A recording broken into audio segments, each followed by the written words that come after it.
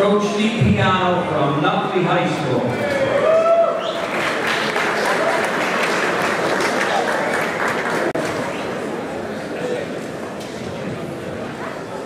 Presenting the award is Coach DiPiano to the Coach of the Year from Phillipsburg, Dave Post.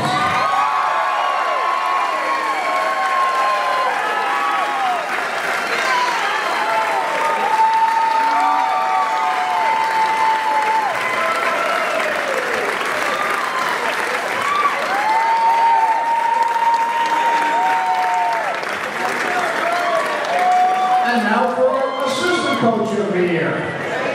From Belleville High School, Mark D'Elia.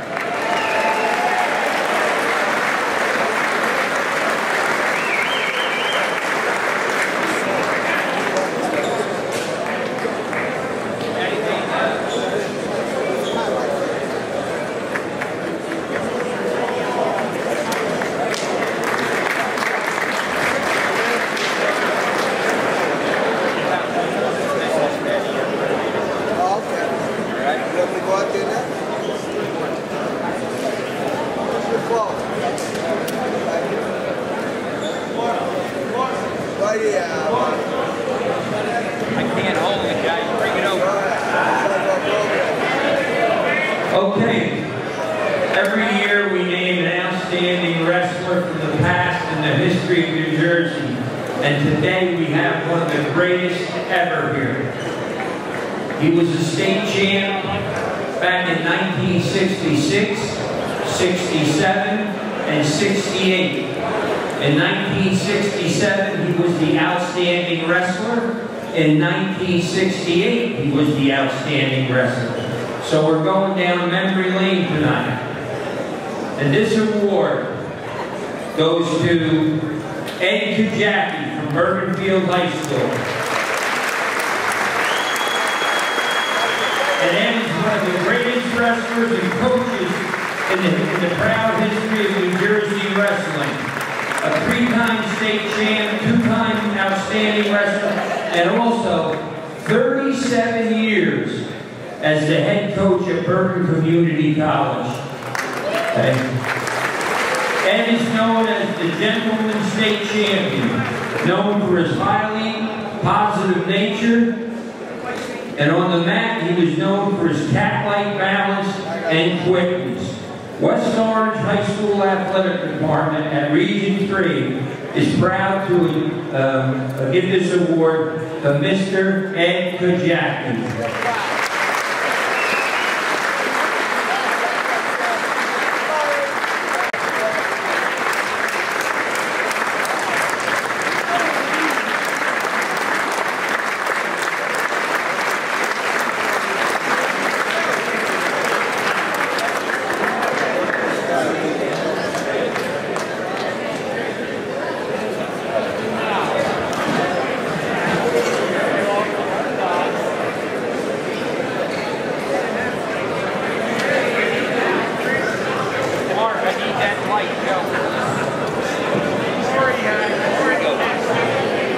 And today, as we always do, we will honor an American veteran. And I know myself that wrestling fans are proud Americans and patriotic Americans. From the Tarnoff Gymnasium on the campus of West Orange High School in West Orange, New Jersey, Stateliner Sports Network proudly presents Phillipsburg High School Wrestling this afternoon. It is the finals of the Region 3, New Jersey Region 3 Wrestling Tournament. 5 Phillipsburg Stateliners will be competing for titles. Good afternoon, everyone. I'm Mike Moore, and along with Bob Kerp, we'll be bringing you all the hold-by-hold of this afternoon's matchup. It comes to you as a service of the Rothman Institute, a worldwide leader in orthopedics, an official orthopedic partner of the NJSIAA. Visit RothmanInstitute.com. By Ahart, Frinzi & Smith, recognized as one of the leading insurance agencies in the United States. Find out more at AFSinsurance.com. By Urco Credit Union, 450 Hillcrest Boulevard in Phillipsburg and 2240 Northampton Street in Easton. Great rates, low fees. Visit us at urcocu.com. by Open Mike. For exclusive coverage of the Stateliners and the entire Hunterdon and Warren, Sussex area, follow Mike Weileman's blog at mikeopen.blogspot.com. And by Welcome to the Pit. The history of Phillipsburg wrestling is available. Order yours on Amazon today. Part of the opening ceremonies, they always honor a veteran, and that was the applause that you just heard here at West Orange. We're going to be starting the finals at 120 pounds, and that'll be the first of 5 Phillipsburg finalists. It'll be Travis Jones, the junior, 36-4, against Delbarton's Alex Strashinsky, a sophomore, 21-2. There are 9 Delbarton wrestlers in the finals, 5 from Phillipsburg, 4 from Hanover Park, and then sprinkled around the rest of the tournament. 126, it'll be Pat Glory of Delbarton against Dom DiFrancescantonio of Hanover Park. 132, Nick Ramo of Hanover Park against Phillipsburg's Kyle Tino. 138, the Stateliners' Cody Harrison against Frank Gabriel of Verona. 145, Travis Travoso of Delbarton against Hackettstown's Alex Carita. 152, Brian Meyer of Phillipsburg in a rematch with Gerald Jones of Caldwell from last week. 160, Matt Liberato of Hanover Park against Kieran Calvetti of Delbarton. 170, Marco Gaeta of West Morris against AJ Lonsky of Delbarton. 182, Cole Preshpain of Delbarton against Jared Oster of Warren Hills. 195, Anthony Siragusa of Delbarton against Gage Armillo of Mendham.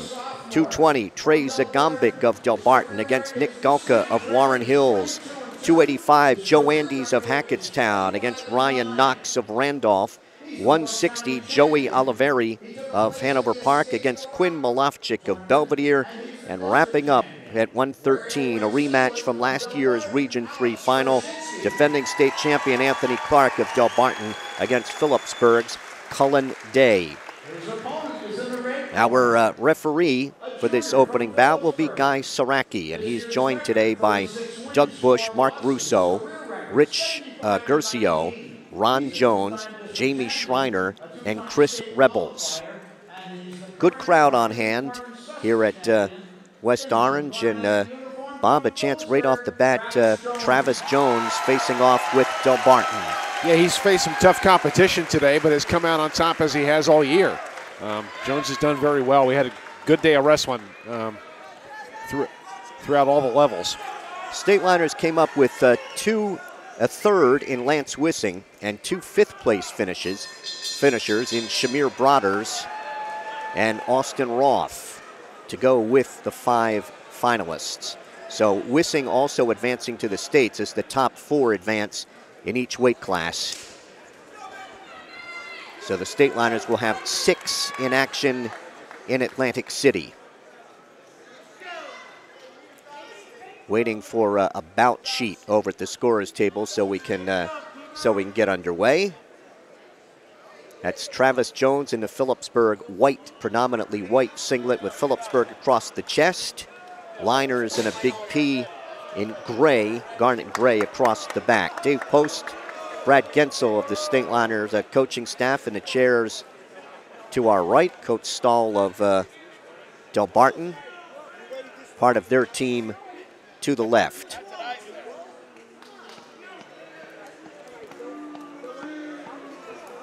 Strashinsky coming in today with a career mark of 28-4.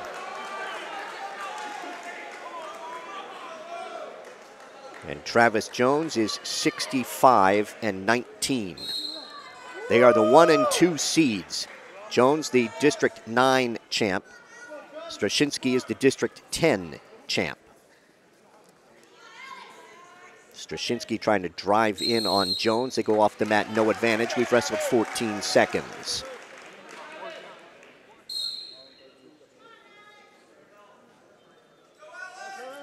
Strashinsky trying to snap down on the head of Jones and reaches for a leg. Jones trying to keep his hips up off the mat, locks up high on Strashinsky. Still no advantage here. Jones trying to cross-face him at the edge, and they go off neutral. Jones fights off a pretty good takedown attempt from Strashinsky. He had to do that several times in his semifinal bout today. Strashinsky trying to circle around. Jones trying to block him off with his right arm. hang on to Straczynski's right arm. Jones tries turning the other way. Still no advantage. Straczynski picking up on Jones' right ankle. Jones trying to get in for a double here. Wrapping his arm around, hands around the right knee of Straczynski. Then he wants to pick that up. Jones trying to pick up that right leg. Still no advantage, just under a minute to wrestle. Straczynski is trying to lock through the crotch on Jones. Jones trying to circle on his head. He's got a hand and a wrist. Stalemate's called by referee Guy Saraki with 41 seconds to go in a scoreless first. Travis went into overtime to get his victory over Dom DeGena in the semifinals. One takedown in regulation, one takedown in overtime. That was a rematch from last Saturday with the DeGena from Mendham. Front head and arm by Straczynski with under 30 seconds to go. Jones trying to circle around to Straczynski's right, and they're off the mat. No advantage at 19 seconds.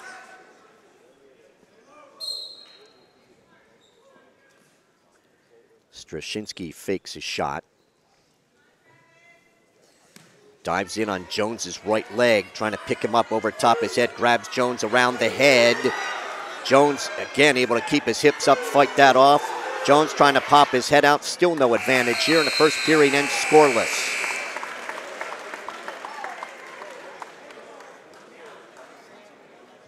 Jones is going to take down to start the second. Travis was first in the district a year ago, second in the Hunter and Sussex Warren a year ago, third in the 2016 Hurricane. Jones trying to get hand control. Straczynski trying to tilt him using the legs. Jones turns in with a Peterson. Still in control with Straczynski. He hangs on to the right ankle, now reaching for the right knee on Jones. Jones trying to pick up the legs and turn into. Straczynski's got the reversal. Travis Jones of Phillipsburg is on top, 2-0, riding out the left side. Straczynski had pinched that arm of Travis Jones and made it more difficult for him to use his very successful Peterson. Jones with the claws. Straczynski stood, and Jones tried to step through, turn him to his back, keeping his weight. Taking control of the left wrist, wants to bar that left arm. Trying to lift him up through the crotch. 1 minute to wrestle in the second with Jones on top 2-0 on a second period reversal. This is the first of the 14 finals here at 120. Jones hooks that left leg. Straczynski tries to stand. Jones going to try and pick him up and step through again. Maintains control. Under 45 seconds to go. Travis still riding out the left side.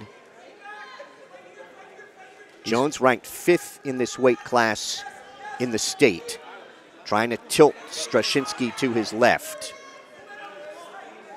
Straczynski is ranked 6th in the state. Phillipsburg fans want stalling called on Straczynski. Guy Saraki looking right in on the two wrestlers with 5 seconds to go. And Jones will have a 2-0 lead after 2. He's trying to work a tilt there, but Straczynski stayed flat to the mat to prevent himself from getting turned. Travis, one of 5 wrestlers competing here in the finals with 36 wins on the season. He is top ranked in this weight class by LehighValleyLive.com. A Hunter and Sussex Warren champ, 3rd in this year's Hurricane. And Straczynski is underneath in the 3rd. Jones breaks him down again. Travis trying to make a second period reversal stand up here. Takes Straczynski's right elbow. Straczynski tries to stand. Jones again picks him up, steps through, hooks that left leg. Straczynski around the head of Jones, and Jones had him snap to his back momentarily. Straczynski comes off, and Straczynski trying to reverse, and he'll get the reversal, and he has tied the bout at 2. So now Straczynski's on top with 1:20 to go in regulation, tied at 2. Jones coming out the back door. Looking in is referee Guy Saraki, and Jones has reversed back. 3 reversals in the bout. Jones leads 4-2. 1 minute to wrestle. The Stateliner Junior looking for his first regional title. Straczynski stands. Jones will take him off with 53 seconds to go. Straczynski, 5th in the region a year ago, 7th in this year's Escape the Rock, and a Morris County tournament champion. He was 25-8 a year ago. So all of the points thus far scored on reversals. Jones riding out the right side. Straczynski stands, he's out. And it's now 4-3 Jones as he dives in on a trying to high crotch. Straczynski trying to hip up and over Jones and sink the legs in. Still no advantage here. Still no advantage. And it is Straczynski who has a takedown with 30 seconds to go. He goes up over Jones 5-4. Jones stands, whizzer at the edge of the mat. And they'll go off with 20 seconds to go, 5-4 Straczynski. That was a precarious tussle there at the end with Straczynski coming out on top. Jones is ready. Straczynski right hand tight waist. Jones rolls. Straczynski has a leg hook. There's a roll by Jones trying to come out the back door. Jones trying to escape out the back door, and he's near a reversal. He's got the reversal with 5 seconds to go. Straczynski rolls. Jones maintains control, and Travis Jones is going to win a regional title. 3 reversals make the difference for Travis Jones. 6-5. He got that last reversal starting from underneath with 19 seconds to go. And Travis Jones is a regional champion. 6-5 over Alex Straczynski of Delbarton. That was a heck of a finish. I mean, to get all 6 of his points on reversals.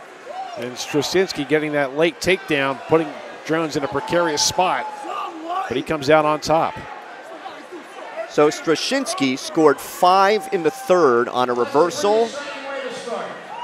Then after Jones reversed back, he escaped to make it 4-3. He took Jones down to go ahead 5-4.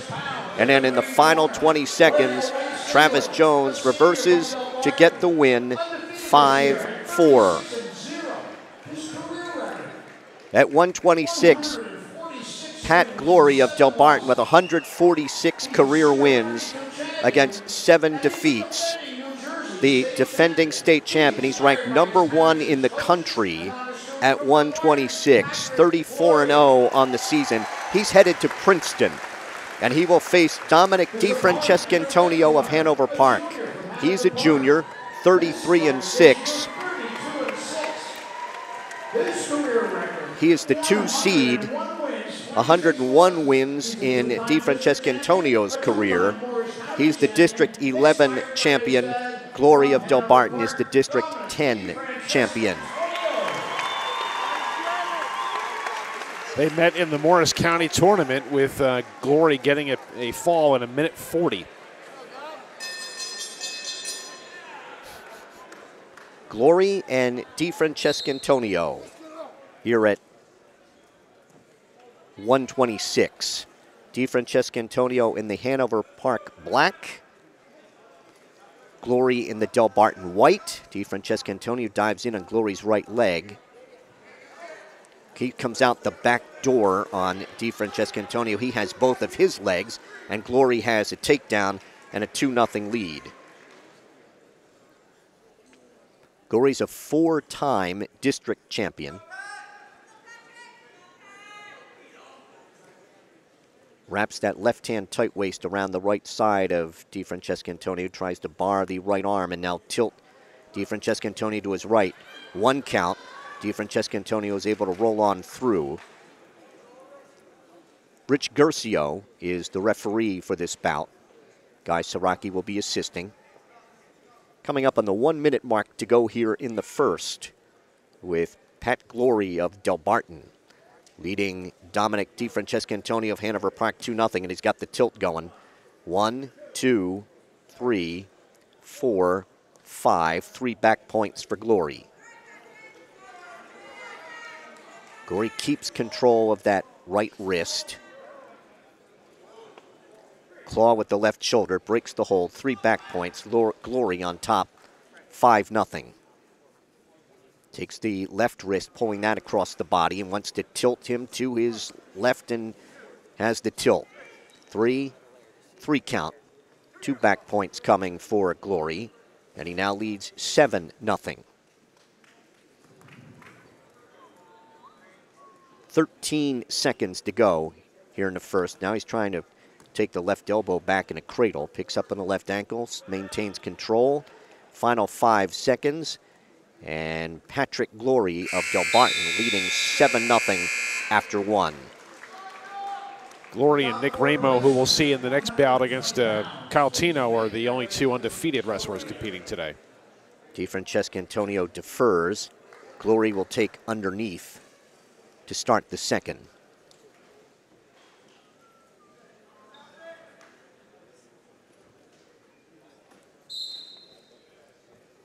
Tries to underhook the left shoulder. Tries to throw the legs in as Glory stands. Glory with a standing roll. DiFrancesco-Antonio tried to check him back. Glory has an escape. And DiFrancesco-Antonio took a shot up at the right eye. And he's going to get a little injury time. So on the escape, Glory leads 8-0. Delbarton with 9 in the finals. They're only going to meet Phillipsburg twice. That's in the first bout with Travis Jones and in the last bout with Cullen Day. Yeah, Delbarton has looked very strong through this tournament.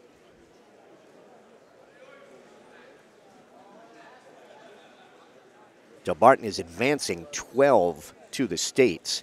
In addition to the 9 finalists, they had 3 thirds.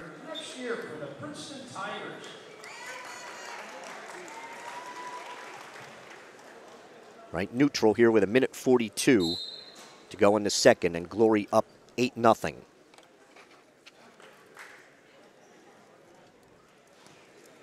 He's in on DiFrancesco-Antonio's left leg, pulls that through, has a takedown. Glory leads 10-0. Glory in the quarterfinals, a fall in 47 seconds over Nick Fiorillo of Glen Ridge from District 9. Glory surrenders an escape. It is 10-1. Semifinals, a technical fall, 15-0 in 3:32. He's in on a double, and he has a takedown, and Glory leads 12-1. And he turns DiFrancesco-Antonio again. 3 count, 4, 5. The 3 back points is going to make it 15-1 if he doesn't stick DiFrancesco-Antonio here. Picks up on the left elbow. DiFrancesco-Antonio rolls on through with the back points. It is 15-1. Here in the second, he is going to cut him. It is 15-2, and he will try to end it with a takedown here with 37 seconds to go in the second. Glory diving in on the left leg. Trying to pick the 2 legs up over top his head. Out the back door, he has a takedown, and that's going to do it. The technical fall on this regional championship for Patrick Glory comes in 3 minutes and 36 seconds, 17-2.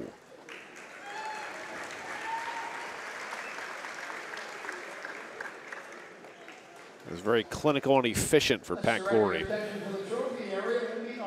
Now we're going to have the medal ceremony at 120 pounds. So Travis Jones from Phillipsburg, the champion, with the 5-4 victory over Alex Strashinsky, who places second there. Third place goes to Dom DeGenna of Mendham. He was a 10-0 victor over Darren Jones of Caldwell. And fifth place to Charlie Truston, a 5-0 of Randolph. He was a 5-0 winner over Alex Leon of Secaucus.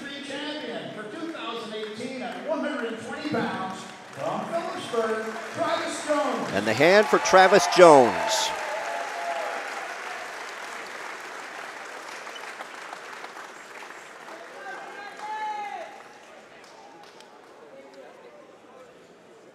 Jones was tested a couple times in the semis and in the finals, but came out on top with good finishes both times. Yeah, DeGenna has made it, has gotten closer after last week. Travis holding up the seating chart as the 4 headed to the States are on the podium and standing just to the left. So we go to 132. Be Kyle Tino of Phillipsburg, the only 6th seed to make the finals. He's a junior, 24-8, facing the top seed from Hanover Park and defending state champion Nick Ramo, a junior, 36-0. He's the District 11 champion, Tino the District 9 champ. Ramo from Hanover Park and advancing easily through the tournament. Tino was a 5-3 winner over Pete Tringali in the semifinals. That was a rematch from last week. Ramo advanced over Edgar Marino with a fall in 3:14. Mark Russo is going to be the referee for this bout.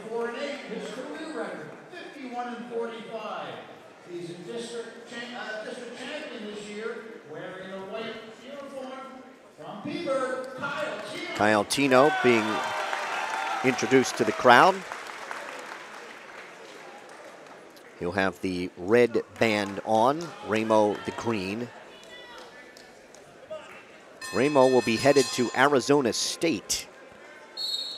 Last year in the dual meet against Phillipsburg, he had a 4-0 lead on Cody Harrison in the 3rd, and he headlocked Harrison and pinned him. There's a duck under to a takedown for Ramo, and he leads 2-0. He will cut Tino, and it's 2-1.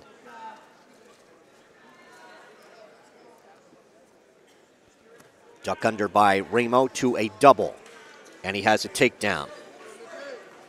He leads 4-1. Trying to run a half Nelson from the left side. Tino stands, trying to pick that half Nelson off. Tino is out, and it's 4-2.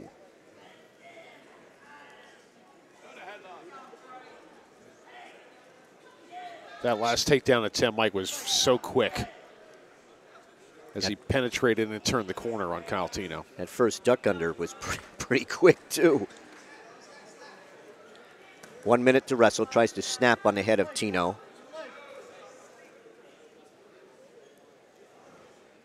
Wrestlers paw at each other. Tino trying to post the right wrist, then another duck under by Ramo to the right leg of Tino. Tino trying to hang on to the right leg of Ramo. Ramo has his 3rd takedown. Leads Tino 6-2. He will cut him. It is 6-3. Tino misses on a duck under. I think it's very rare that he snaps down on the head and spins behind Tino for his 4th takedown. It's 8-3. Very rare that you would find Glory or Ramo in bad position. Yeah, their balance and technique is excellent. I mean, they are among Glory's top ranked in the country. And Ramo at his weight class 132, not very far behind. He leads 8-3. Tries to run a half Nelson from the left side. Tino tried to pick that off, and the first period ends. It is 8-3, Ramo. Tino will be underneath to start the second. Kyle finishing, and Ramo will cut him. So on the escape, it is 8-4. Kyle tried to initiate the last takedown, and that's when he ended up giving up the 3rd, or rather the 4th, to Nick Ramo. Tino finishing 3rd in the Hunter and Sussex Warren, 8th in this year's Hurricane. There's that headlock, and he's got Tino on his back. Picking up on the right arm. Trying to turn Tino to his right. Tino pops out of that. That is a 5-point play on the headlock. And it is 13-5 on the escape. Picks up the left leg of Tino. Takedown, 15-5. Ramo.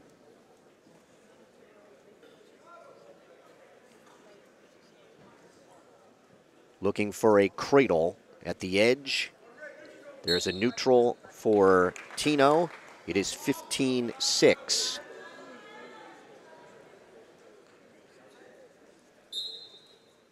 Ramo backs off a couple of steps. Tino tapping at the head. Under a minute to go in the second with Ramo in command here at 15-6. Top 4 in each weight class advancing to Atlantic City in the tournament that begins Friday, the state tournament at Boardwalk Hall. Tino just missed on an arm drag. Ramo snaps down, spins around, now looking at a front head and arm. Tino up on his left foot, down on his right knee. There's a shrug for a takedown by Ramo, and it is 17-6. That's his 7th takedown. Trying to run a half from the left side. Right in front of our Stateliner Sports camera on the half Nelson 2 count. 2 count, and they're off right in front of us. 2 back points. It is 19-6 Ramo with 9 seconds to go in the second. Tight waist. Half Nelson from the left side. And after 2, Ramo on top, 19-6. Ramo's going to choose neutral and will try to win it with a takedown here. Circle each other to the right. Diving in and spinning around behind Tino for his 8th takedown in the technical fall. 21-6 comes in 4:09 for Nick Ramo, the champion from Hanover Park at 132. That was an impressive performance from Nick Ramo. Galtino's been good on his feet all year, but Nick Ramo was very quick. Showed a variety of moves. 21-6 for Ramo in 4:09. And Hanover Park has their first champion on the afternoon. They have 4 finalists. Hanover Park with a first and a second so far, and Phillipsburg with a first and a second. The medal winners now at 126, Pat Glory. Obviously, the champion over DeFrancesco Antonio. The 3rd place finisher was Anthony Petrillo of Livingston, a 9-1 victor over Don Petrillo, over Cody O'Rourke of Warren Hills. And 5th place went to Yusuf Salem, a 6th of North Bergen. He was a 6-2 victor over Alex Schlegel of Mendham. So we'll go to 138.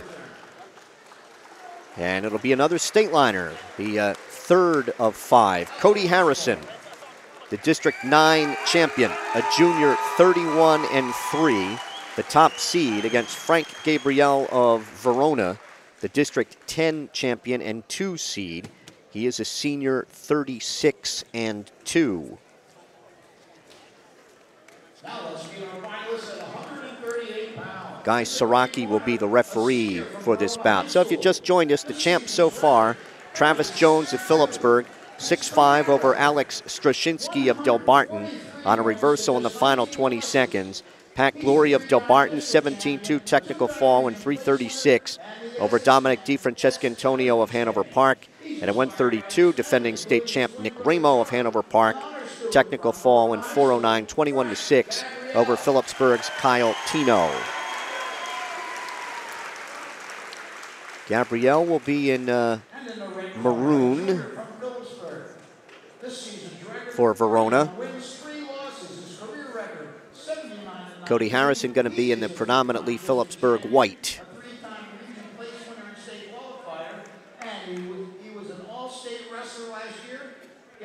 Cody finishing 8th in the state a year ago. He's been very good on his feet. Likes the double leg takedown.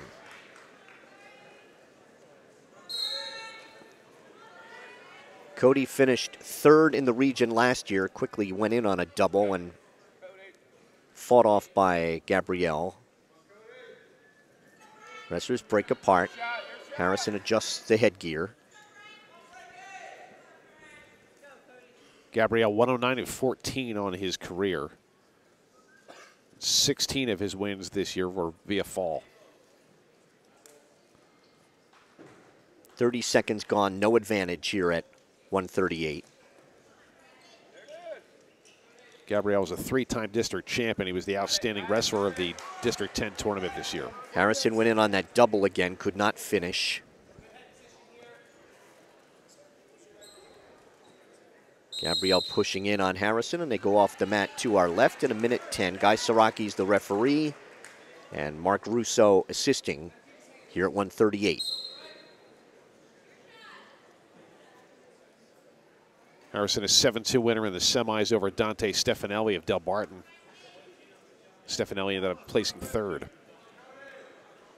Under a minute to go here, scoreless first. Gabriel shoots in at Harrison's right leg. Harrison fends him off. At the edge, and they're going to go off neutral at 44 seconds. This has been a more cautious Cody Harrison here in the early going. Diving in on a single. Spinning around behind now is Harrison. Goes to that double, and Harrison has a takedown on Gabriel and leads 2-0. Cody's a 3-time district champion. 3rd in this region last year. Now with 80 career wins. Gabriel stands. Harrison picks him up, brings him back down with 10 seconds to go. Like to maintain that ride here and save that escape point late in the first period. And he will. Harrison on top, 2-0 after 1.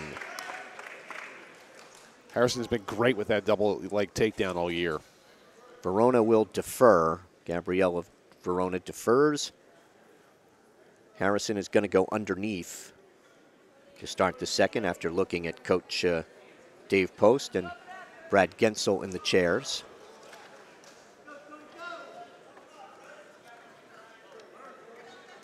Harrison is ready. Now Gabriel. Harrison stands at the edge in front of the scorer's table, and they will go off with Gabriel still in control.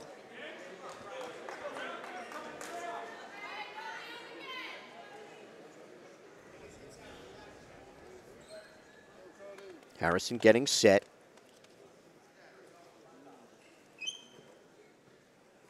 Gabriel right hand tight waist left elbow. Has to break down Harrison on the whistle. Goes to the claw. Harrison stands, trying to pull that right hand apart. He has the escape, and Harrison leads 3-0. Went from a single to a double to get a takedown in the first, and then rode out Gabriel. They're off the mat at 1:28. Cody with 23 wins as a freshman, 26 last year, 31 so far this season. He's ranked 4th in this weight class in the state.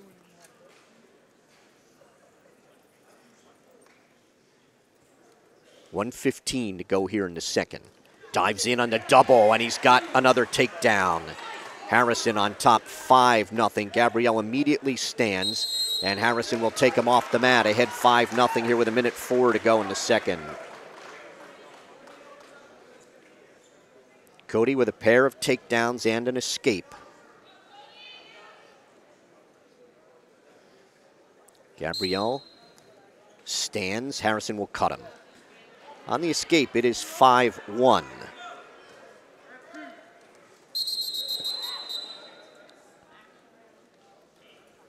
Little time for Harrison as the two wrestlers collide.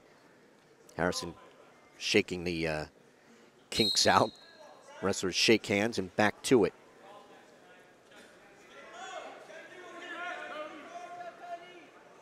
Took a bit before Harrison got that first period takedown, but he's having gotten the second one, he's showing more confidence here. Half a shot at the left leg.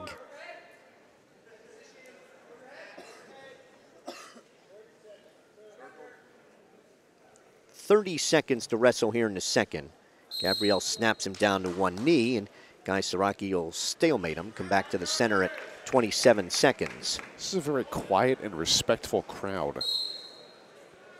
Well, I have found, late in these tournaments, only the fans of two sides have much of a rooting interest. High crotch now by Harrison. Picks up the left leg, trying to pull it through. Reaching back for a whizzer was Gabriel. Harrison again going to that double. 8 seconds to go. Gabriel sprawling. And they're off at 3.4 seconds to go with Harrison on top 5-1 here in the second. Gabriel did well to fight that off. Harrison probably would have gotten that against most of his opponents this year. 5-1 Harrison after 2. Gabriel's choice, and he says he's going underneath.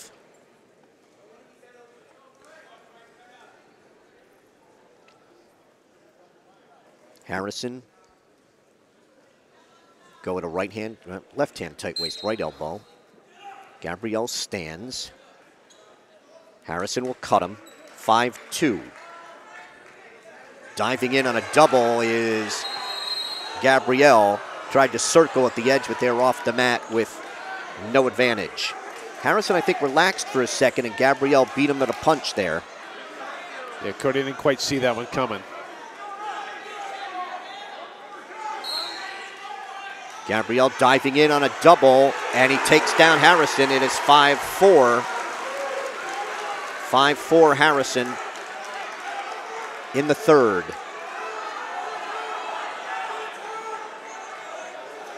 At the edge of the mat, the Verona coaches are saying cut him. Yeah, because Cody was getting belly to the mat. He wasn't going to do anything unless he had to. Harrison a little slow getting up. He's underneath here, leading 5-4, just under a minute and a half to go, and he will cut him. So it'll be 6-4 Harrison.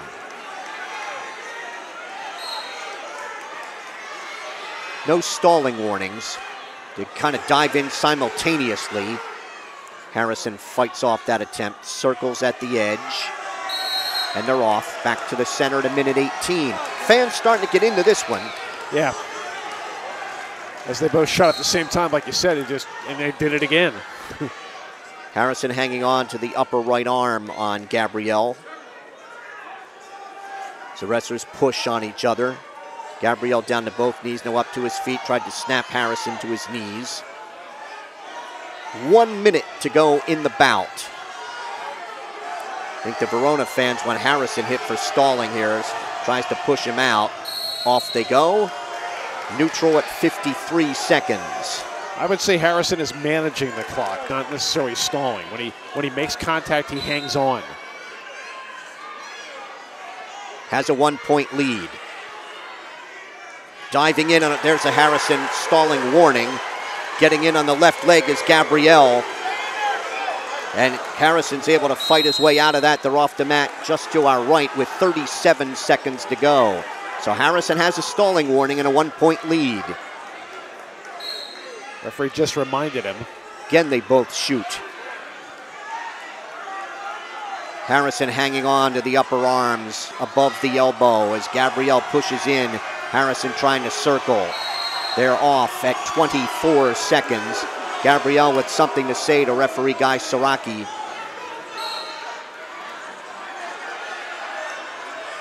Diving in was Gabriel, fought off by Harrison. There's a stalling call and we're tied. Harrison underhooks at the edge. They're tied with 11 seconds to go.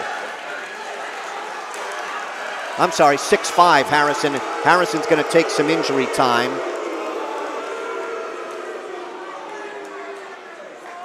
6-5 Harrison. He had a 6-4 lead, and the stalling point made it 6-5. Harrison, I thought had been shaken up like on his right side, but now they're working on his left side. Kept shaking his right hand and, kind of adjusting the right shoulder before. Training staff, tournament training staff, out to take a look at him. Gets a little water as Dave Post and Brad Gensel talk to him. There's 11 seconds to go in regulation. And a 6-5 lead for Cody Harrison. Gabriel has been the aggressor here in the third period as he needs points. He did manage to get a takedown. Harrison is kind of blocking him off when they make contact. He grabs an arm and he's hanging on, burning some time there. Trying to become Phillipsburg's second champ on the afternoon. So we've got 11 seconds to go in regulation. Caution on Harrison, who quickly dove in on a double. That was a smart move. Yeah, if he could get in there and lock that up. Diving in, Gabriel fought off. Trying to spin around behind Harrison, who again fights him off, and they're off with 2.8 seconds to go. That was close near the edge until Cody squared up. And Cody Harrison will win a 6-5 decision. Not very popular with the crowd at 138. Cody Harrison of the Stateliners has won his first regional championship. 6-5 over Frank Gabriel of Verona at 138. Takedown in the first period for Cody and one in the second. Allowed him to build the lead and managed to hold off the charging Frank Gabriel in the third.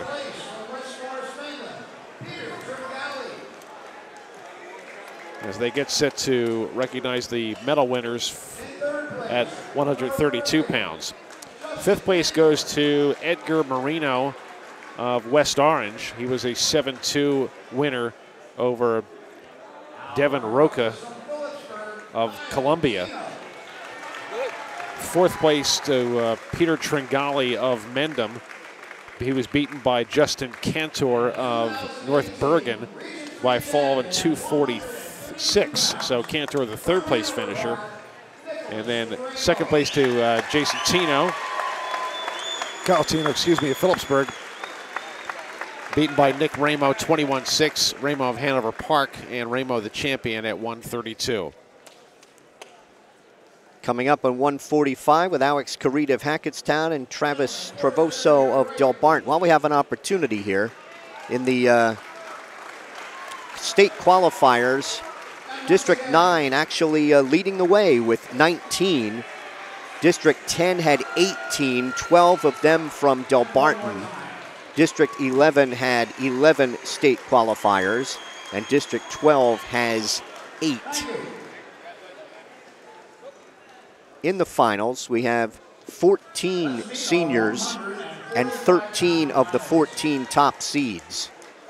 9 juniors, 4 sophomores, and 1 freshman. And then that freshman will be at 106 in the next to last bout of the night. 12 of the 2 seeds have made the finals. We have 1, 3, 1, 4, and a 6. So 1 and 2 are facing each other 11 times. This is going to be a 1-3. Travis Travoso of Delbarton, the District 10 champ, a senior, 30-4. And Hackettstown's Alex Carita, the District 9 champ, the 3 seed, a senior, 39-1. He is the all-time wins leader at Hackettstown and trying to win his second consecutive regional championship.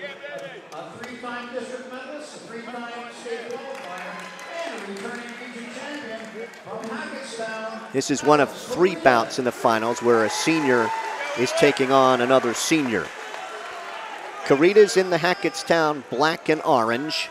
Travoso in the Delbarton white with a green stripe in the midsection. Our referee for this bout is Doug Bush. Carita won a barn burner over Sean Conley of Hanover Park in the semifinals. A very entertaining 8-3 decision. Had a big 4-point play in the second when Carita when he was trailing. Conley ended up placing third. And it's the top 4 who advance to Atlantic City. Beginning Friday, 32-man bracket, 4 wrestlers from each of the 8 regions. Carita's in on the right leg. Picks that leg over top. Travoso picking up on a leg of Carita's. Still no advantage. Carita hanging on to both legs right at the ankle. Travoso has Carita's right leg, right foot. He's still trying to spin around. Doug Bush saying no control. Carita still spinning. He's picking up on Travoso's left ankle, reaching back for the head. Still no advantage. Coming up on 30 seconds to go here in the first. A very entertaining scramble, but no takedown for either Travis Travoso or Alex Carita.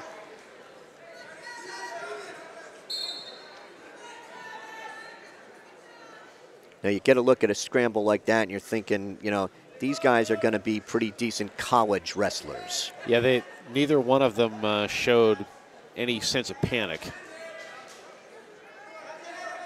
Final 10 seconds, scoreless first. He's battling for hand and wrist control. And we will be scoreless first period here at 1:45. Alex Carita, 3-time district champ. First and third in the region. 27 wins as a freshman, 32 as a sophomore, 38 as a junior, and already with 39 here in the regional finals. We've talked about how good the 120 weight class is in our area, but this one is very strong in this region. He's got the left foot of Travoso trapped underneath him.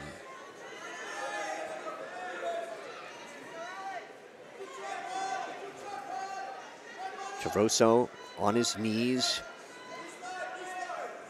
Carita, left hand tight waist. Travoso trying to pick that off. Carita hung on to the right leg and then breaks down Travoso. 35 seconds into the second.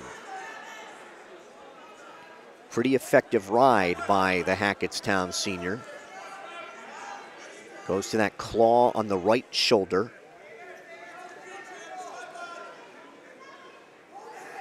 Half Nelson, or now the claw, again in the right shoulder with the left hand. Underhooks the right shoulder. At the edge of the mat, and Carita tried to drive a half, and he had Travoso off balance momentarily, but could not turn him to his back. We're under a minute to wrestle in the second.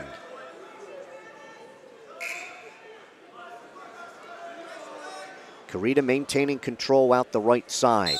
Stalling call on Carita on top. First warning, not popular with the crowd.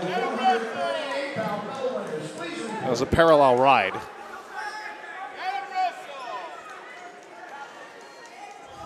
Travoso getting set. He tucks those legs underneath him. Carita trying to check him back. Still trying to snap him. Carita up on his feet. Travoso in a sitting position.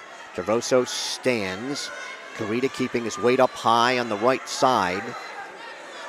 Underhooks again. Under 20 seconds to go in the second. Carita tried to snap him to his back, and they go off the mat again. He's pretty dangerous, Carita. Yeah, and Travoso was very comfortable in that sitting position, not clearing his hips and not standing up. And he wanted more. So as they went towards the edge of the mat, he was reaching back for Alex Carita's head, trying to get 2, not 1, and he ended up getting nothing. And Carita almost snapped him to his back. Carita again trying to check him back. Travoso stands. Carita goes to the tackle around both legs and breaks him down, and he will ride out the second period.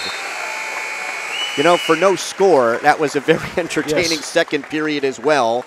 So we head to the third, and Carita will be underneath. Yeah, these guys are very good in position. As I said, So Connolly, the third place finisher, and Wynett, the fourth place finisher. I mean, they're all very, very good. Travoso riding out the right side on Carita. Carita does have a stalling warning. Travoso takes the right wrist. Carita reaches back, picks up on the right leg. Travoso sinks that right leg in. Trying for a near leg and far arm tilt. Right in the center of the West Orange mat here at the Tarnoff Gym. Stalemate called by Doug Bush. Minute 28 to go in the bout. The Delbarton coaches did not like that call. Well, Travoso had a leg in, but he wasn't really able to do anything with it. Travoso was third in the region last year. He is an Escape the Rock and Morris County tournament champion. He's ranked third in this weight class in the state. Carita is ranked second in the state. He's near a reversal, and he has the reversal. Carita goes out in front 2-0. Now what he has to do is ride him like he did in the second. Right hand thigh pry. Travoso trying to stand. Carita maintaining control as he claws that right shoulder. Travoso stands. He's out. 2-1. 50 seconds to go in the bout. Carita on top, 2-1. Travoso has to be the aggressor, and again, Carita has a stalling warning.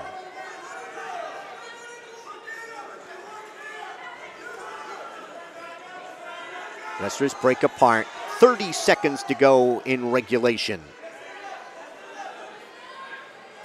Travoso trying to get in on the right leg of Carita. Carita sprawls. Frees the right leg, back up on their feet. Travoso trying to underhook the left shoulder of Carita. Carita circles at the edge, and a whizzer put in. They are off the mat at 11.5 seconds.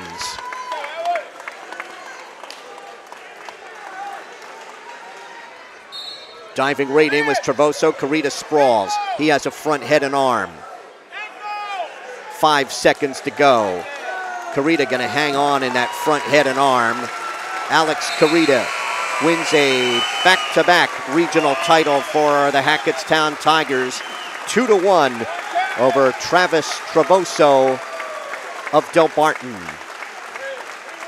Carita with that third period reversal as the difference maker after we were scoreless, entertained but scoreless in the first and second periods. So Carita from Hackettstown advances. The medal winners now will be recognized at 138. Fifth place was Sean Savercool of Whippany Park. He was a 3-0 winner over Scott Finnis of Randolph. Fourth place was Alex Jones of Caldwell. He was defeated by Dante Stefanelli of Delbarton 3-1 in their consolation final. And Cody Harrison of Phillipsburg, the regional champion, a 6-5 winner over Frank Gabriella Verona in one of the more tightly contested bouts of the afternoon. Cody Harrison getting his medal in the ceremony to our left.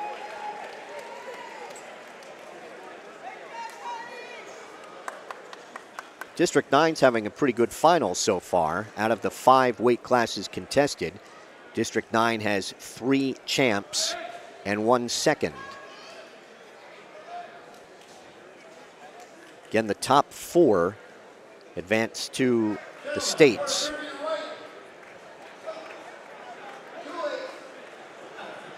Phillipsburg with 2 regional titleists. They last had 3 in 2016, the 2016 tournament. 33 wins and 2 losses.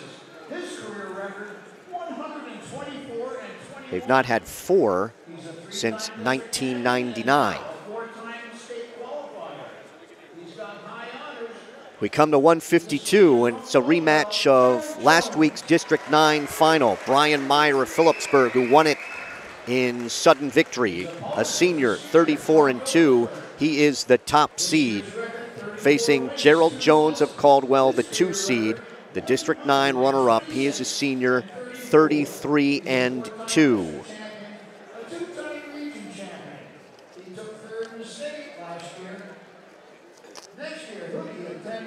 Brian Meyer looking for his 3rd title. He is in the predominantly garnet singlet with Peberg across the chest.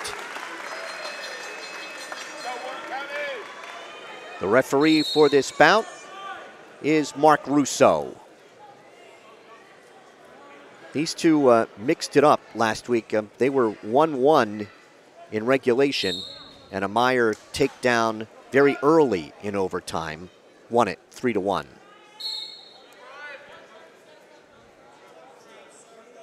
It was one of those bouts where the referees stopped the hand action at one point. Jones is ranked 4th in the state in this weight class. Brian Meyer is 2nd, behind Angelo of Bergen Catholic. And they're smacking each other around the head again.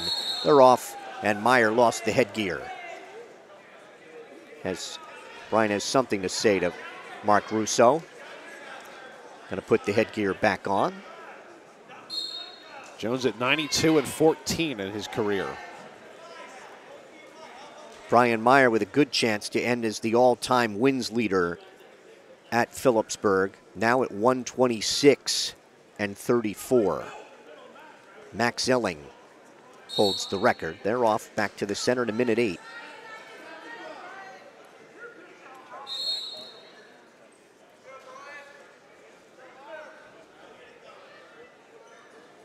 One minute to go, scoreless first here at 152. Meyer and Jones, one of, or two, I should say, of 8 competing in the regional finals here with only 2 losses on the year.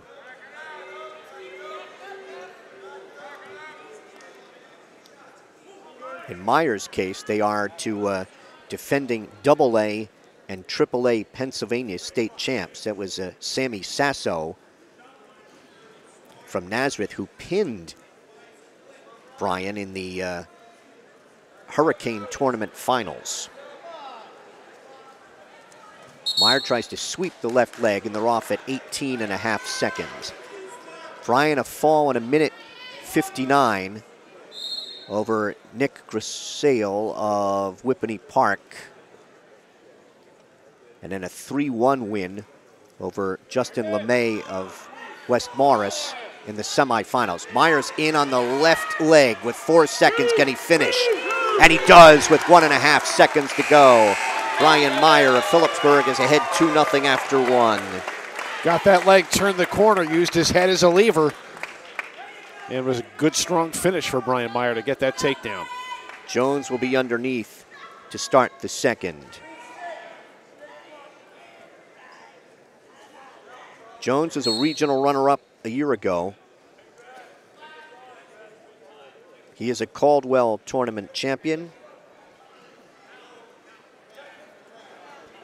Stands, he's an Essex County tournament champion as well. Meyer maintaining control. Riding out the right side, controls the right wrist.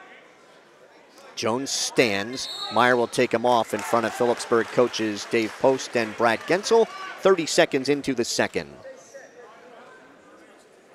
Meyer got a first period takedown and a second period escape in his semifinal bout. Those were the only points he scored.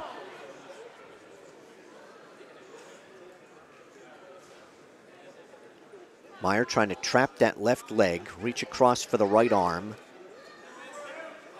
Jones, as the runner-up, had to wrestle on Wednesday. There's an escape for Jones. And Meyer leads 2-1. Jones with a fall in 23 seconds over Sebastian Ray of Kearney. A fall in 59 seconds in the quarters over Aiden Watson of Morristown.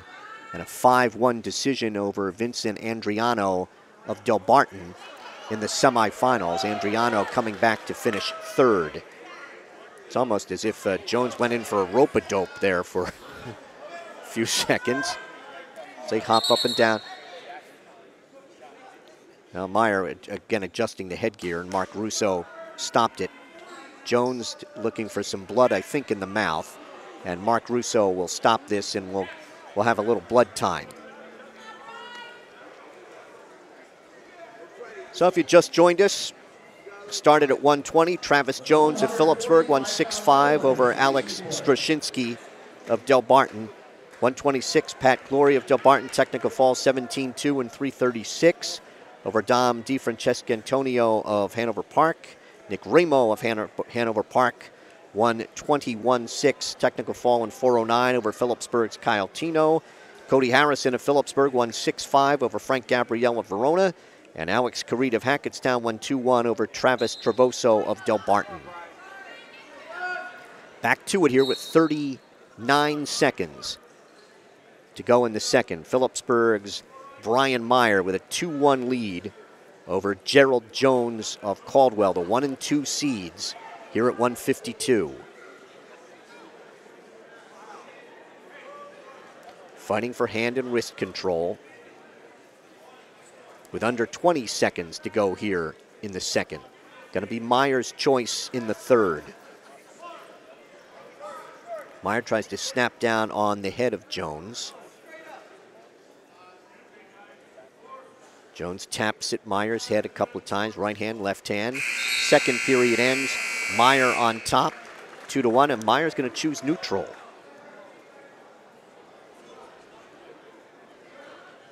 Meyer choosing neutral in the third. I think he's, very confident on his feet, and Jones has not penetrated at all. Now, Brian has been more the aggressor. Jones has been working hands.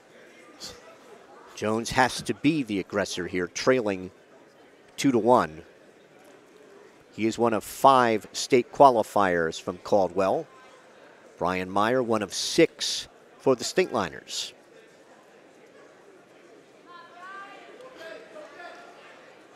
It's almost as if Jones is baiting Meyer when he steps apart.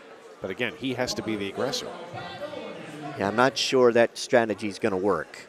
Yeah, Brian's too smart for that. But I mean, Jones stands very erect when he gets apart from Meyer. And Brian's not taking the bait. I've got the lead, you come get me. He almost had him from behind as he pushed down on the head. And they're off to our left. 1 minute, 1 second to go here in the bout. Meyer with a 2-1 lead on a first period takedown. Second period escape, a late first period takedown. Just with a couple seconds to go. And a second period escape for Gerald Jones of Caldwell.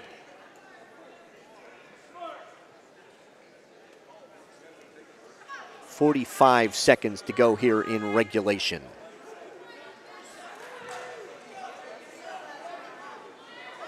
Brian Meyer bidding to become Phillipsburg's 3rd champ.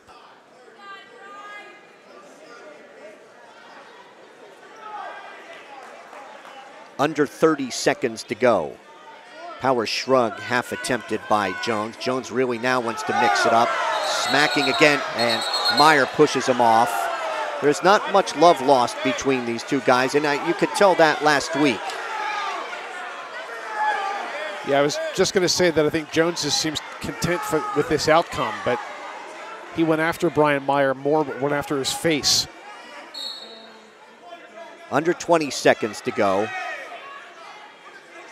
Break apart, diving in, Meyer sprawls. No stalling warnings here, so Brian can get on the bike. 5 seconds to go. Jones trying to get in on Meyer trying to get in a takedown at the edge, and Brian Meyer will win his 3rd regional title. 2-1 over Gerald Jones of Caldwell. And the Stateliners have their 3rd title of the afternoon. So for the 2nd time today, Brian Meyer gets a first period takedown and rides that to victory as he finishes 2-1 here against Gerald Jones, and did the same in the semifinal with plus an escape for a 3-1 victory there. So the medal winner is at 145. Alex Vendisi of Randolph placed 5th. He had a 15-11 victory over Mike Charles of West Windham. Sean Connolly placed 3rd from Hanover Park. He was a 5-3 victor over Alex Wynant of Mendham. Wynant placed 4th. And Alex Carita of Hackettstown, the 2-1 victor over Travis Tavoso of Del Barton. So back-to-back 2-1 decisions here at 145 and 152. And Carita of Hackettstown, your regional champ at 145.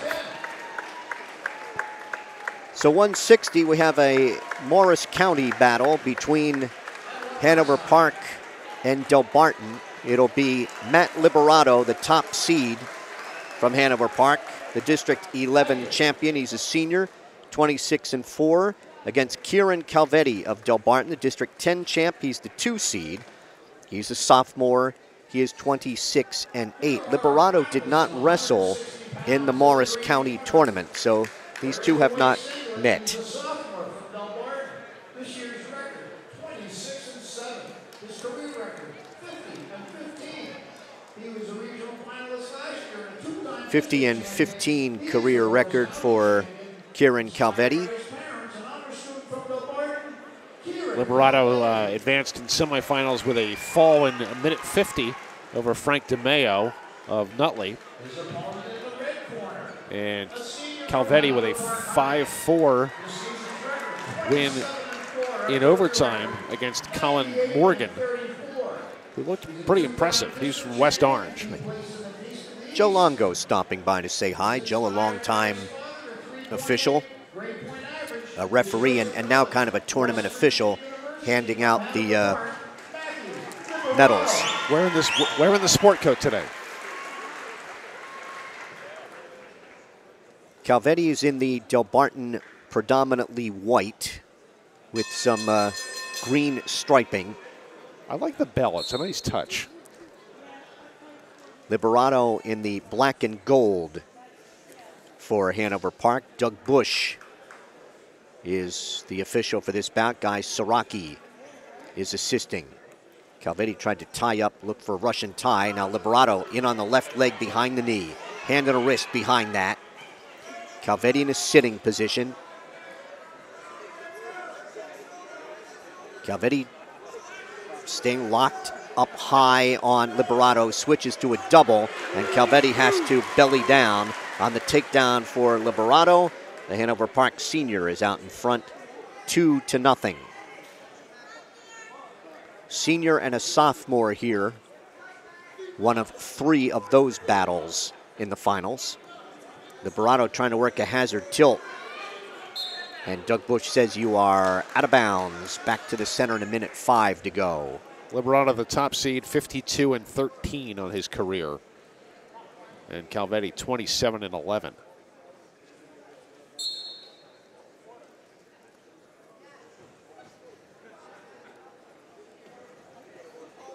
Right hand tight waist by Liberato as Calvetti tries to stand. Stopped potentially dangerous by referee Doug Bush. Liberato with 19 wins 2 seasons ago, 26 last year. He was 3rd in the region a year ago, 8th in this year's Beast of the East. Riding out the right side.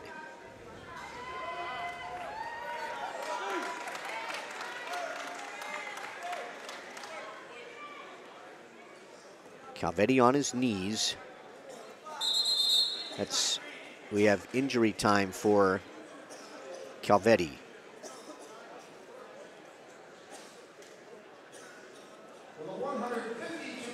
Stopped it with 25 seconds to go here in the first.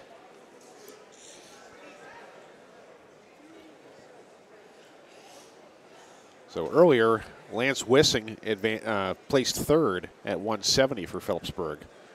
Austin Roth placed 5th at 182. And Shamir Broder's placed 5th at 195. Might have stopped the injury time. Calvetti back and underneath.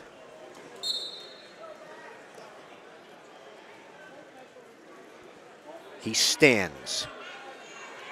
Liberato trying to hang on through the crotch, now hanging on to the right leg, and a stalling warning on Liberato. First warning. Fans behind us not particularly pleased with that call. And that is predominantly the Phillipsburg section right behind us. 13 seconds to go here in the first. Liberato trying to check Liberati back.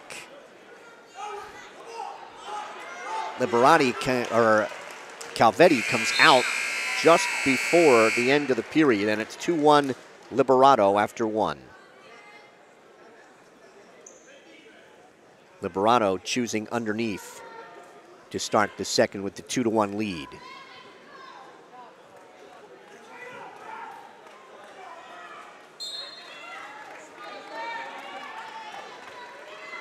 Side headlock for Calvetti.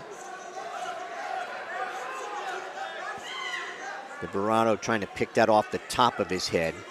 Now reaching inside for the right wrist is Calvetti. Trying to take Liberato's left wrist. Liberato picks off the half Nelson from the left side.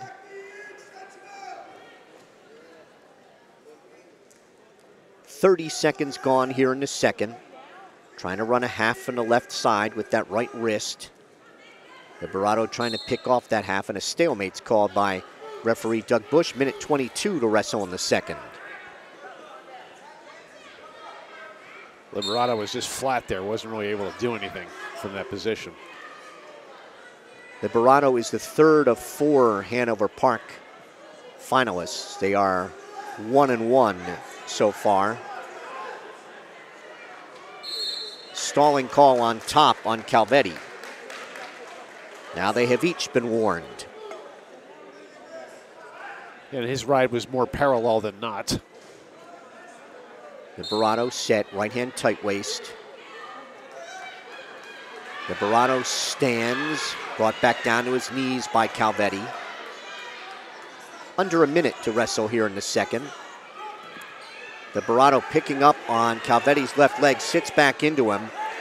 Calvetti maintaining control at the edge, and they're going to go off with Calvetti still in control and 47 seconds remaining. That was the closest that Liberato's come to getting out. Liberato with a 6-1 win over John DeVito of West Morris Central in the quarterfinals. DeVito placing 4th.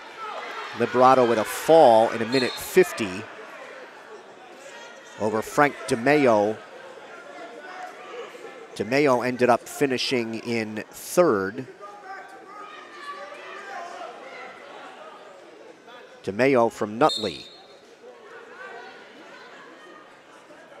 Calvetti maintaining control here with under 30 seconds to go in the second. He trails 2-1. Liberato stands.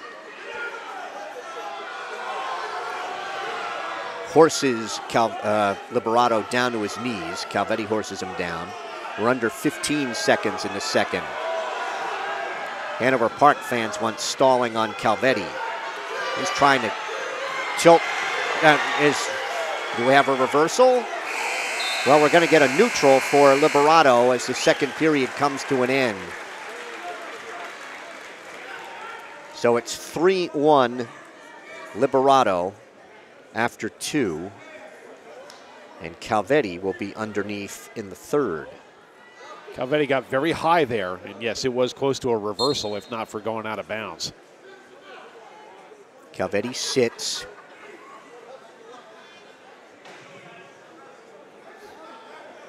Doug Bush saying, guys, got to wrestle. Calvetti trying to spin around for a reversal, picks up Liberato's right leg, and he's got the reversal. So the bout is tied at 3 in the third. Calvetti is going to cut him. And they go off the mat with Liberato now leading 5-4-3.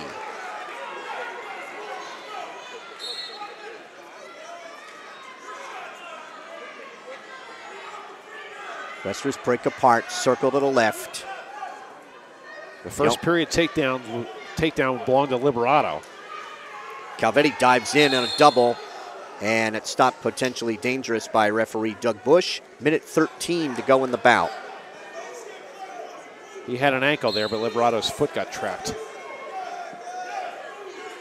Circle to the left. Looking for a Russian tie is Calvetti. They break apart. Calvetti gets in on Liberato's right leg. Liberato trying to stay locked around the midsection. Calvetti picking up on that leg, trying to tilt Liberato towards his back, make him give up that takedown. He wants to try and hook Liberato's right leg. 45 seconds to go here. Liberato trying to hang on. Calvetti trying to cross-face him. Calvetti has a takedown and back points. One count. Two. Nope, I think we got 2 ones. But Calvetti has the lead at 5-4, under 30 seconds to go. He'd be willing to stay right there. Now he's up a little high. No back points. It's 5-4, 15 seconds to go. Liberato, I think, was saying he needed injury. He's circling he needs some injury time. There's well, I think we just put up 2 back points. Liberato trying to pop his head out. Calvetti hangs on and gets the win. 5-4. Well, he put up 2 points, but I don't think he really meant to. 5-4 win for Calvetti. Yeah, it might have been a delayed signal. He didn't think he had signaled the takedown before. So Calvetti finishes strong with the reversal and takedown for that 5-4 win. So that is Del Barton's second champion, and also a pair of runners-up so far out of their 9, and Hanover Park, their second runner-up. So the medal winners at 152. John Gabriel of Verona placed 5th with a fall in 129 over Gianni Lopez Valley of Randolph.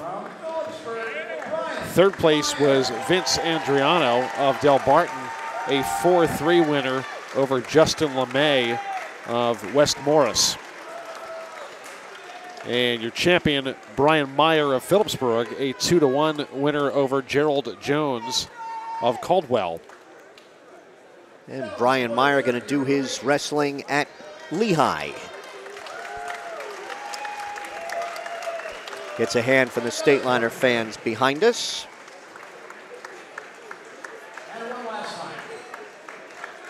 So we're going to go to 170.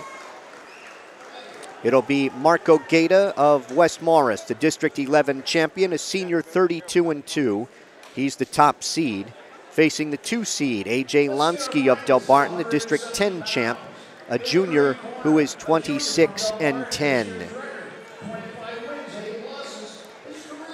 So Lansky's 10 losses are the most of any finalist today. He was 25-11 last year. Did not place in the region tournament a year ago. Lansky in the Del Barton white. Lansky 39-18 in his career. Marco Gaeta 83-22.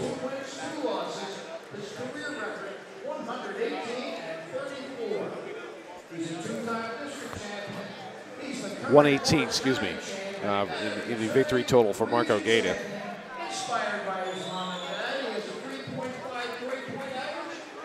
He'll be in the West Morris blue with a black t-shirt. He's got his right knee braced. Gaeta will be wearing the red ankle bands. Lansky in the Del Barton white with green trim. And the referee for this bout will be Rich Gercio. Gata is a defending champ in this weight class.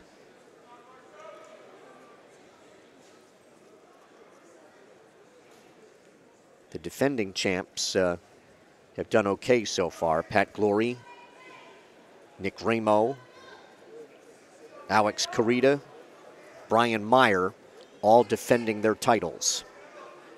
30 seconds gone, no advantage.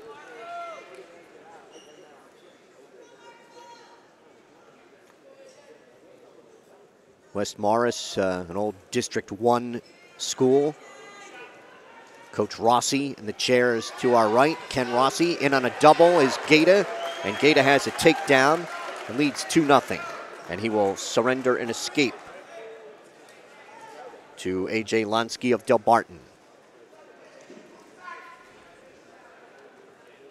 Gata beat Lance Wissing in the semis 3-1. Lansky picked up a fall in the semis over Frank Gabriel. Gata in on the left leg, picks that up. Wrestler's about head to toe. There's a headlock by Lansky, but referee Gercio says no, they're off the mat. Guy Saraki's going to back him up on that. It's kind of a throw from his knees. Probably got Marco Gata's attention. Lansky with pads, black pads on both knees.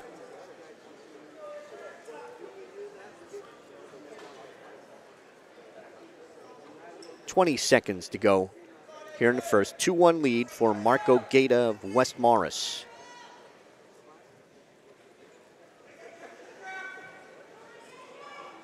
West Morris competing in North Jersey 1. They are in Group 4. First period ends 2-1 for Gata. Gata had the escape, or excuse me, got the takedown, gave the escape to Lansky, but then really didn't come close to getting another one. Lansky will be underneath to start the second. Gata winning 12-3 in the quarters over Nick Zara of Hanover Park. And Gata is going to give Lansky an escape, and we are 2-2 in the second. As Bob mentioned, Gata 3-1 over Lance Wissing of Phillipsburg in the semis. Lansky 14-1 over Nick Riggio of Verona in the quarters. And then a fall in a minute 9 over Frank Gabriel of Nutley in the semis. Shrug by Gata, can't finish it. Reaching for a leg, they're off in front of the scorer's table across the way.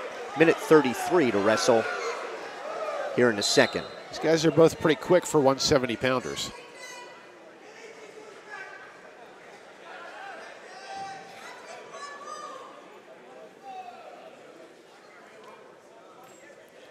Battling for hand and wrist control.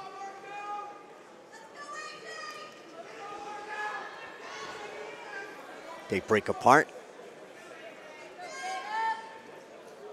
Lansky in on Gata's left leg. Gata trying to reach back for a whizzer. Lansky trying to pick up on the legs to get a takedown here, and he's got the takedown. Lansky with a takedown. Goes on top 4-2. He will give Gata an escape. It's 4-3. So they each have a takedown. Lansky has 2 escapes, and Gata has 1.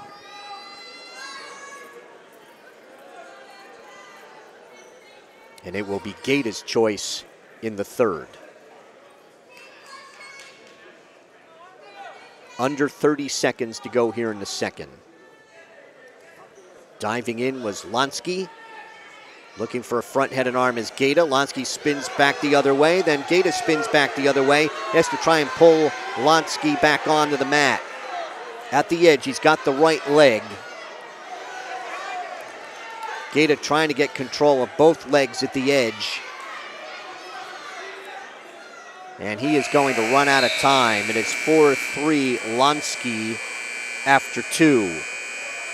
When you hear that extended buzzer, that's because the clock on mat 3 kind of gets stuck off.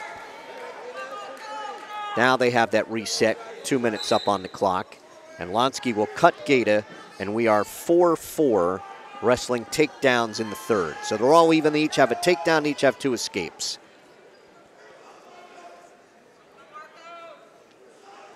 Lonsky finishing 7th in the Escape the Rock, a Morris County tournament runner-up, and he was 5th in the Beast of the East. Both wrestlers have shown confidence in cutting their opponent, or maybe they just both prefer to work from their feet. Gata finishing 3rd in the Escape the Rock. Or excuse me, that was in the Excalibur. And Lonsky has a takedown. Lonsky goes up 6-4 here in the third. Gata is ranked 7th in this weight class by NJ.com. And he is a Morris County tournament champion. Also was a champ at the Sam Cali tournament here in West Orange. Gata has an escape. 6-5, working takedowns with 40 seconds to go.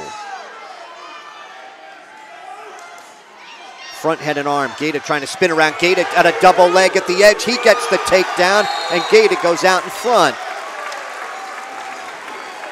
Gata with a takedown to go up 7-6 with 31 seconds to go. That was strong pursuit by Marco Gata. A.J. Lonsky thought he had cleared it, but he did not. Didn't quite get off the mat, and Gata was able to wrap around his ankles. Lonsky getting set.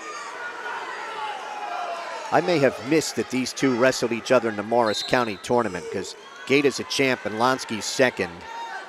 Under 30 seconds to go. Gata on around the right leg, grabbing for the left. Stalling called on Gata. First warning of the bout. It comes with 19 seconds to go.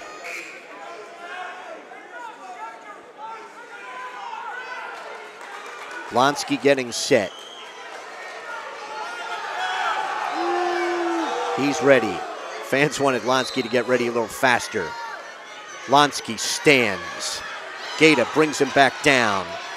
At the edge in front of the West Morris coaches. They're off at 11 seconds. Lonsky has to fire out here to get himself to overtime. Gata would like to hang on and get his second regional title. Lonsky adjusts the knee pads. Gata left hand tight waist. Lonsky stands. Gata trying to trip him back down. 5 seconds to go. 3 seconds. 2, 1. And Gata will win a 7-6 decision. The Del Barton coaches wanted stalling, but they're not going to get the call. Marco Gata of West Morris, 7-6 winner at 170 pounds. Takedowns for Gata in the first and the third being the difference as he hangs on to win 7-6. Del Barton is now 2 for 5 in the finals. So your medal winners at 160 pounds. Colin Morgan of West Orange placed 5th with a 14-6 victory over Tom Stigliano of Whippany Park. Frank DeMeo of Nutley placed 3rd. He was a 7-6 winner over John DeVito of West Morris. And your champion at 160 for the region was Kieran Calvetti of Del Barton with that late takedown to win a 5-4 victory over Matt Liberato of Hanover Park. We have the first of the 2 Warren Hills finalists coming up at 182. The top seed is Cole Creshpain of Del Barton. He's the District 10 champ. He's a senior. He is 26-8, facing Warren Hills senior Jared Oster, 27-1. the District 12 titleist and the 2 seed.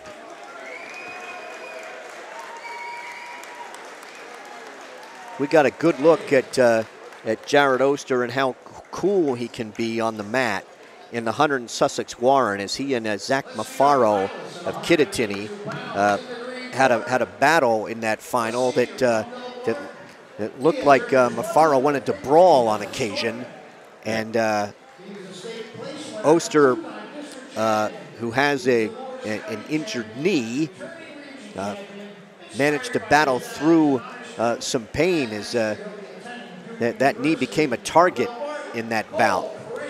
Yeah, very much so. They went off the mat, and Oster landed hard, kind of a little bit shaken up, but he wanted to continue.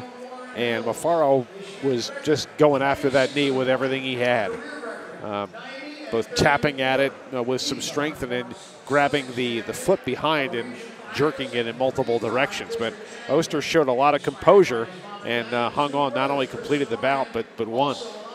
He's in the Warren Hills black with the WH on the left hip. In the Warren Hills blue. A brace on that left knee. Oster will be in the red ankle bands. And in the Delbarton white is Cole Creshpain. So the 1 and 2 seeds going at it here at 182. Oster finishing runner-up last year to Gaeta at 170, and he was 3rd in the region as a sophomore. Creshpain looking for a bear hug.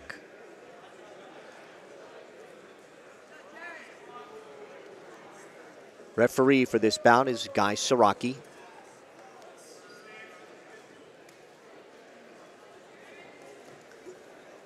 Oster in on the left leg at the knee. Creshpain picks up, rolls on through with a leg.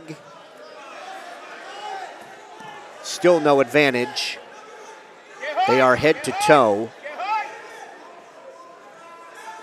Creshpain trying to come out the back door on Oster, and a stalemate called by Guy Siraki, minute 4 to wrestle here in the first. That was quite the scramble, as Creshpain and Oster were both in precarious spots, but not for long. You don't see those rolls that often at the high school level. That's more of a collegiate move.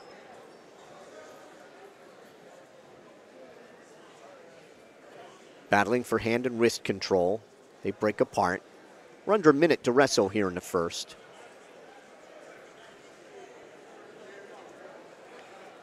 Creshpain trying to control the right wrist of Oster, and they're off across the way at 38 seconds.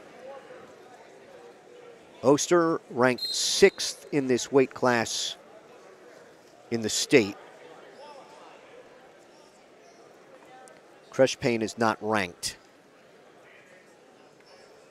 Oster won 3-1 in the semis over Sebastian Rawls of West Orange. Creshpain dove in on a double. Oster hanging on to the left leg at the knee. Creshpain's trying to pick up on that leg, and Oster still trying to block him off. There's a takedown for Creshpain. He leads 2-0 here in the final 10 seconds of the first. And Creshpain will ride it out. 2-0 after 1.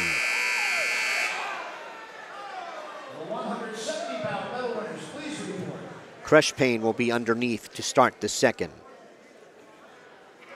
Creshpain won via fall in the semifinals over Ken Newman of Livingston in 5:17.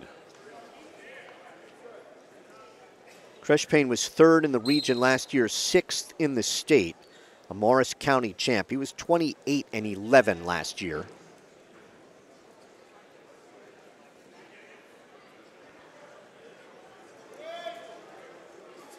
Oster picks him up and the mat return. 20 seconds into the second. Creshpain stands. And Oster will take him off the mat just to the left of our Stateliner Sports Network camera with 1:32 to go in the second. Crushpain getting set. This is our 8th of 14 bouts as we started at 120. Oster looking for a cradle, and popping out of that is Crushpain on the escape. He leads 3-0. Just joining us, Phillipsburg has 3 champions. Travis Jones, Cody Harrison, and Brian Meyer. Kyle Tino has finished second. Cullen Day still to come. Crushpain trying to headlock Oster, and Oster slips out of that, and Guy Saraki says yes, Oster has a takedown, and it's 3-2.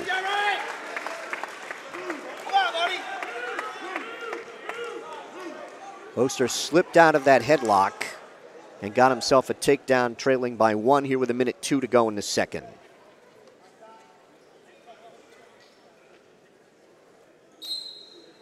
Oster, a goals tournament champion this year, and as we mentioned, the Hunter and Sussex Warren champ. Half Nelson from the left side on Crushpain. Sinks the right leg in, now trying to set up a power half. He's up a little high. Now he stretches out. Crushpain it stopped, potentially dangerous by referee Guy Saraki with 42 seconds to go in the second.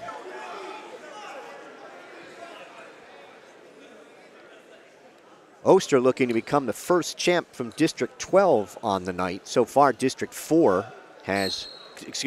9 has 4. District 10 has 2, District 11 has 2.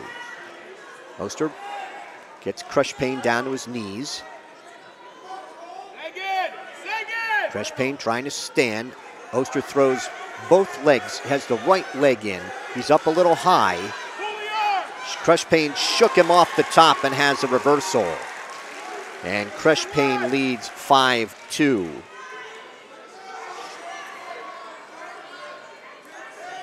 Final 10 seconds here of the second. Crushpain looking to cross-face Oster.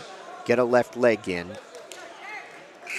Through 2, it's Crushpain, 5-2. I think Oster made a mistake there, Bob, giving up 2 instead of 1. He kind of jumped on Crushpain, threw a leg in to try to avoid giving up the escape, and instead ended up getting shaken off and giving up the reversal. Oster underneath in the third. Crushpain chops at the left elbow. Oster stands, picks the hands apart. He has an escape in 7 seconds.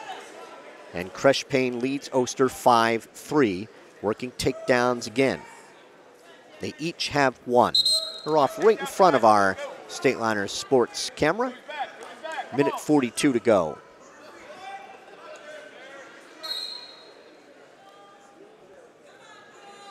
Top 4 advance to next weekend's state tournament in Atlantic City. Warren Hills has 3 advancers, and Del Barton leading the way from the region by far. They have a dozen. Crushpain with a whizzer. Off they go at 1:18.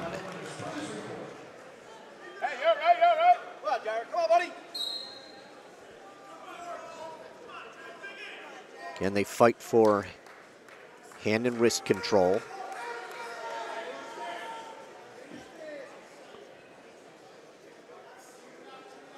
Pushing on each other at the edge, and off they go in 1:03.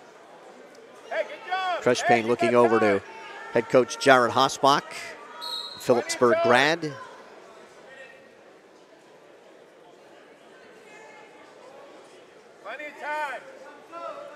Under a minute to go in the bout. Oster has not initiated much here in the third. I wonder if he's thinking, you know, I need a takedown to get to overtime, but I don't want to get it too early. Well, we're down to 30. Time to go.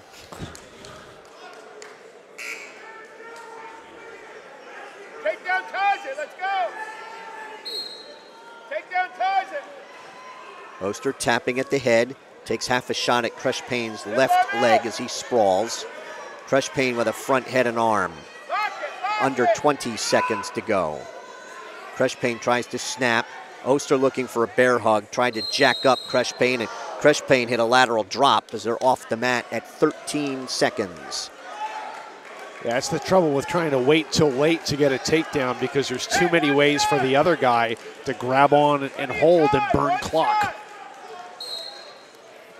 Oster dives in on the right leg. Crushpain sprawls, looking for a lateral drop. They are off at 6.5 seconds. Hey, one more shot. One more shot.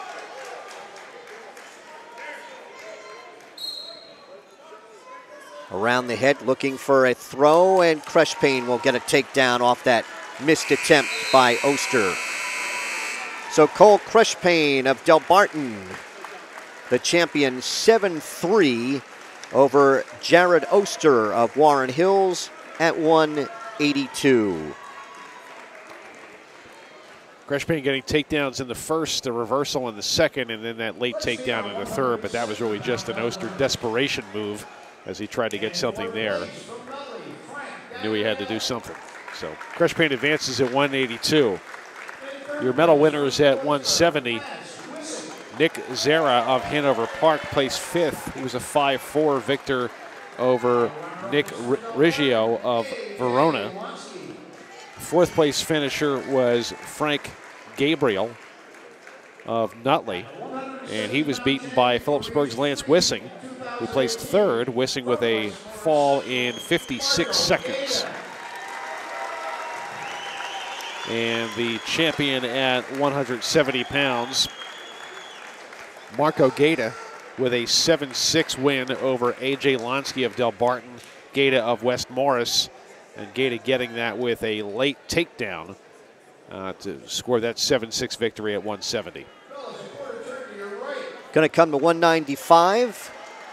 Delbarton and Phillipsburg now each with 3 champions, as Delbarton will try to get a 4th out of Anthony Siragusa. He is the District 10 champ.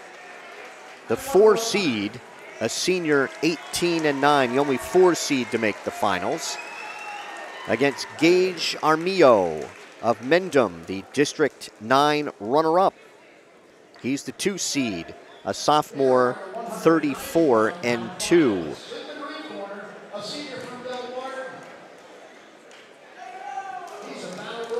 The runners-up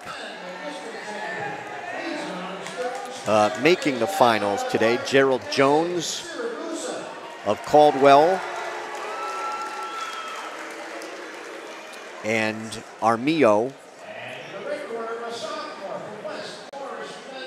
here from Mendham at 195, and Quinn Malofchik of Belvedere at 106. So only 3 district runners-up making it to the finals.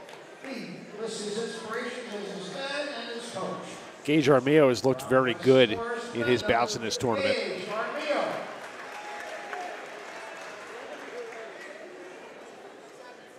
Armillo, a sophomore, 34-2. Siragusa is a senior, 18-9.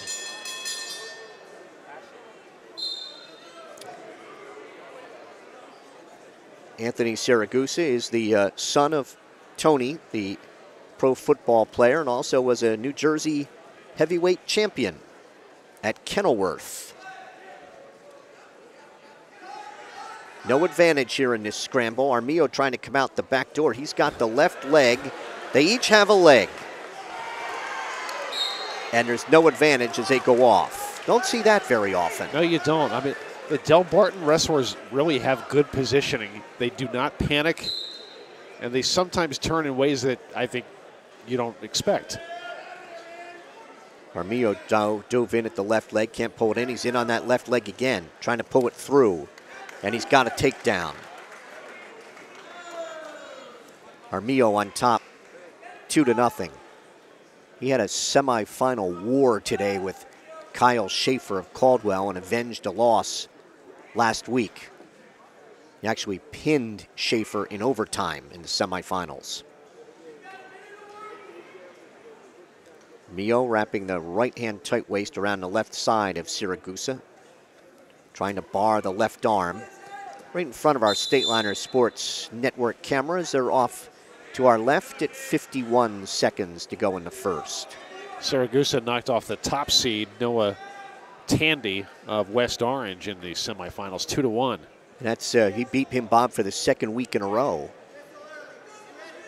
His points were on locked hands and an escape. There's a roll by Siragusa. And staying right with him is Armijo. Throws the left leg in.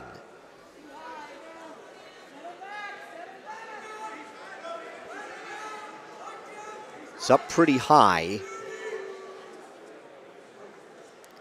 Trying to work a power half here with under 30 seconds to go in the first, and a stalemate is called by referee Rich Curcio.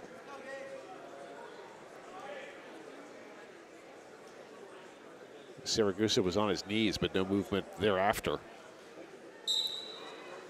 Right hand tight waist, chops at the left elbow. Riding out the left side. Armijo looked very tough on top against Schaefer in the semifinals today.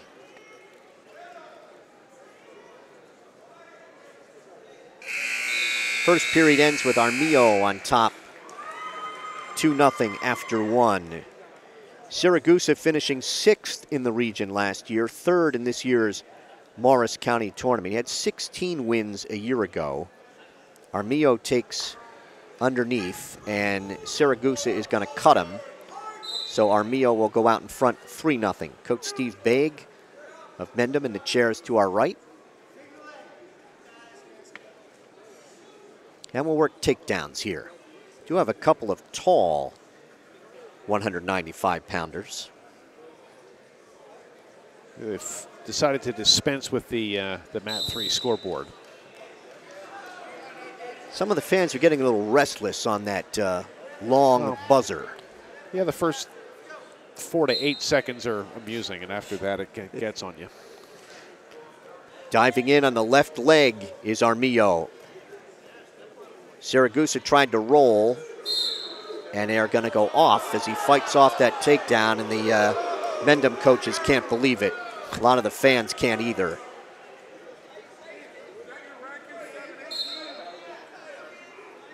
As is usual here in these in the tournaments in the later rounds, some of the fans that no longer have a rooting interest have called it a day. Yeah.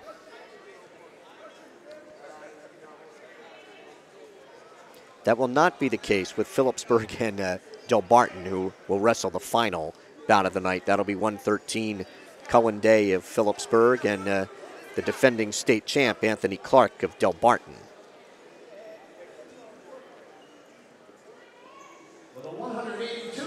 Under a minute to go here in the second with Armijo on top, 3-0. It's been a long day for Belvedere and head coach Dan McIntyre. Belvedere lost all but Quinn Malofchik on Wednesday night. And Malofchik, wrestling in the semifinals, did 106 among the very first bouts of the day at 9 o'clock. Yeah. And we'll get to his final somewhere around 6:30. Had time to read War and Peace. He'll be ready. This bout here, Mike, has just kind of gone into a doldrum in this period. As they were very active earlier, but they've been circling for a while here. And we're going to go to the third. Siragusa's got to be the aggressor, trailing here 3-0. Siragusa's going to choose neutral. So Armijo, at a first period takedown, was able to ride out Siragusa, and then Siragusa gave him an escape to start the second. Armijo almost converted a takedown at the edge of the mat to our right. And since then, neither has come close. Siragusa, they're tapping at each other's head. Siragusa feigned going in, and he got Armijo to sprawl. Siragusa trying to spin around behind. Still no advantage here at the edge. Turned back in, and there's a takedown for Armijo. 5-0. Sorry, Mike, that was quite the scramble as they were going every which way. Yeah, pretty quick for 195-pounders, and in the third period. Yeah, and I mean, Siragusa's got to score. So he finally got Gage Armijo to overcommit, and then Siragusa dove in, but Armijo recovered. And they scrambled for a bit until Armijo finally came around on top. So he's got a pair of takedowns and an escape, and he's got all the points in this bout. 5-0 here with 1:17 to go. Phillipsburg advancing 5 to the state tournament. Cullen Day at 113, Travis Jones at 120, or excuse me, 6. Kyle Tino, 132. Cody Harrison, 138. Brian Meyer, 152, and Lance Wissing at 170. Wissing finishing third. Tino second. And right now, Jones and Harrison and Meyer have championships, and Cullen Day will wrap up the night here at West Orange. Armijo maintaining control, and they're off the mat at 1:05 to wrestle. Armijo on top, 5-0. And he has wrestled today like an overall second seed, and not the runner-up he was in last week's district tournament. Now, both these guys can move when they want to. So the second period, they kind of they're biding their time. Armijo, tight waist from the right side. Controlling that left arm, trying to turn Siragusa to his right. Siragusa to his knees. Has a bar and a wrist right in front of us, and they're off the mat at 35 seconds. Armijo had that bar in pretty well, but Siragusa was able to scramble away. Got a little smile that time from Armijo, is something that referee Gercio said.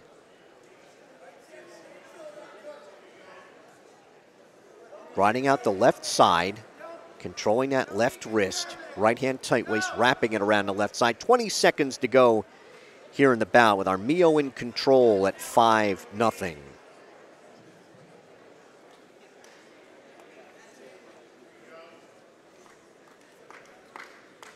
Five seconds to go.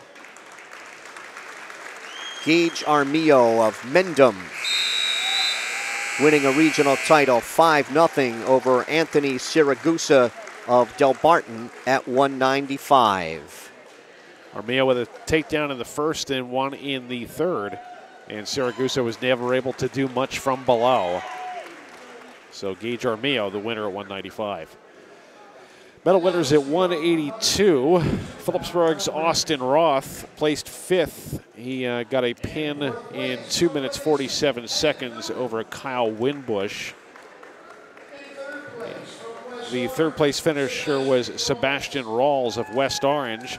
He had a fall in 1:05 over Ken Newman of Livingston. Newman placing 4th. And the champion at 182 was Cole Creshpain of Delbarton with a 7-3 victory over Warren Hills' Jared Oster.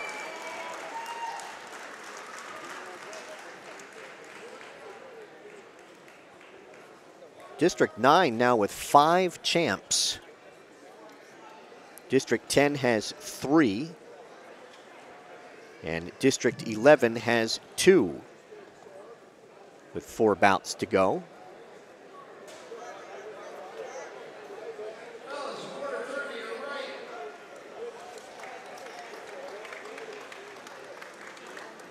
Our thanks again to Justin Samra and the Rothman Institute for sponsoring our broadcast this season. The Rothman Institute, a worldwide leader in orthopedics, an official orthopedic partner of the NJSIAA. Visit RothmanInstitute.com.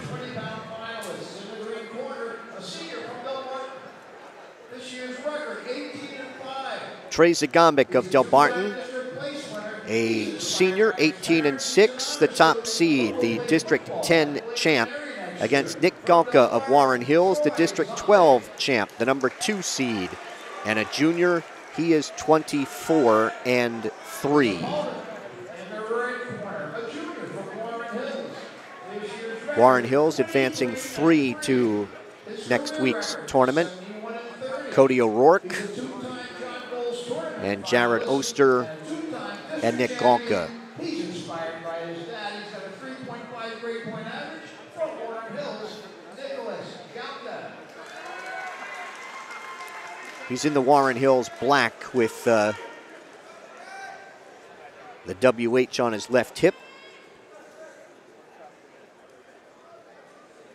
And Zagombic in the Delbarton white with green trim, the green wave.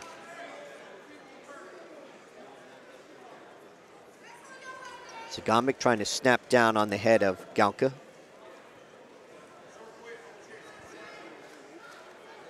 Circle each other to the right and then back to the left. Referee for this bout is Guy Saraki. Doug Bush assisting.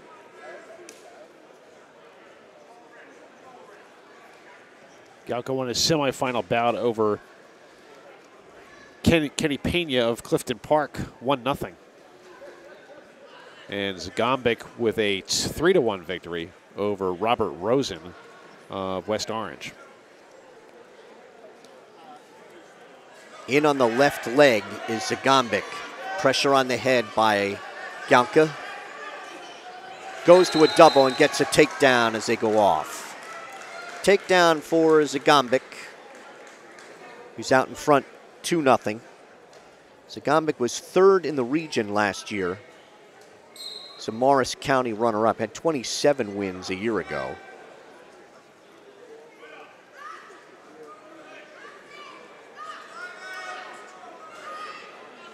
Galka stands, he's out. On the escape, 2-1. Working takedowns again here in the first.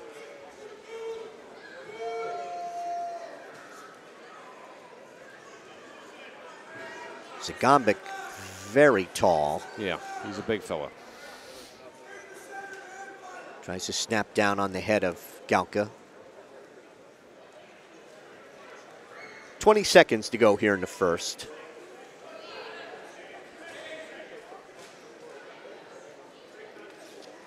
Galka trying to get in on Zagombic's right leg. Zagombic now drops down left leg on Galka. Short time here, 5 seconds to go. Goes to a double and gets a takedown with 3 seconds to go. And Zagombic will lead 4-1. They come back to the center with 0.7 of a second to go in the first. The second effort that made the difference for Trey Zagombic both times to get those takedowns. 4-1 Zagombic. After one, the flip of the disc goes to Galka, and he will take underneath to start the second.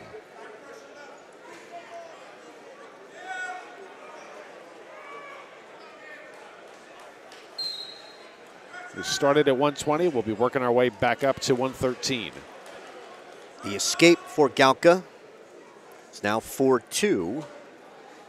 Working takedowns in the second.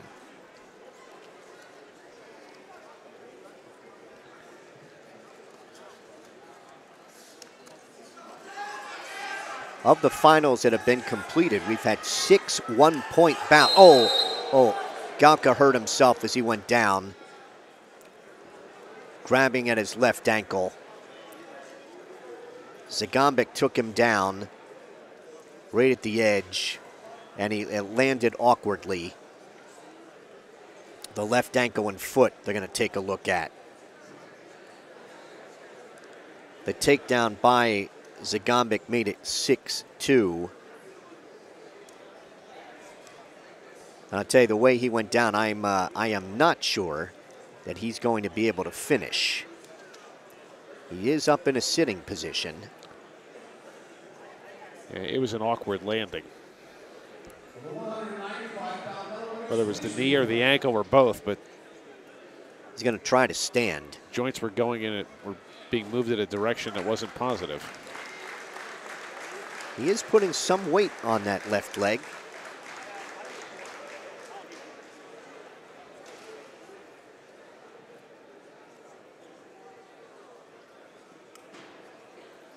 Still discussing things with the training staff.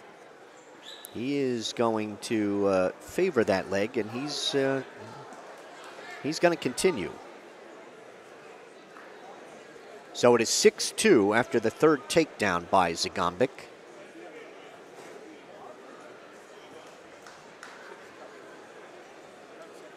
Minute 32 to wrestle in the second.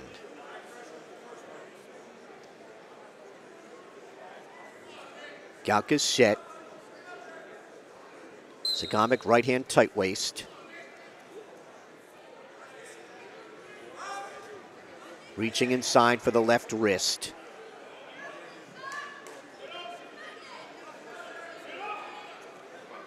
Galka stands. Zagombic will pick him up. Returns him to his right foot, and Galka has an escape. It is 6-3 in the second.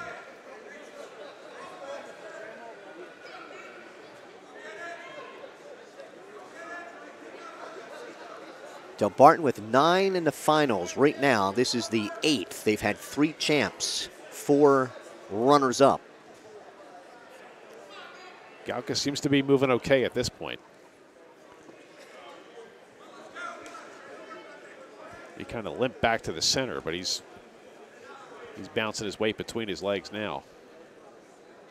Say, the way he looked when he went down, I was not sure he was going to be able to finish. Yeah, it didn't look good.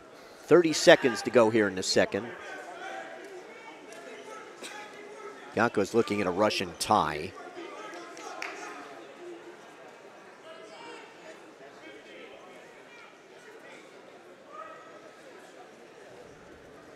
Thought about an arm drag. Final 10 seconds here of the second.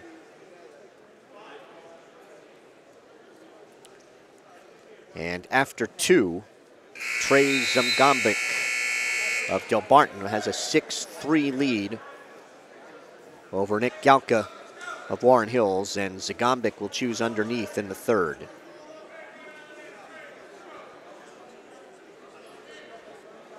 He's ready. Now Galka, right hand tight waist, left elbow. Tries to pick up on the far ankle to break down Zagombic. Zagombic traps Galka's right leg. And he has a reversal. Zagombic leads it 8-3 in the third. He will cut Galka. It is 8-4. Galka has 4 escapes. Zagombic has 3 takedowns and a reversal.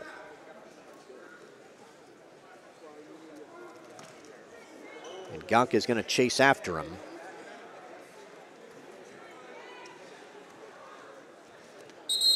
Off the edge, they go right in front of us with 1:18 to go.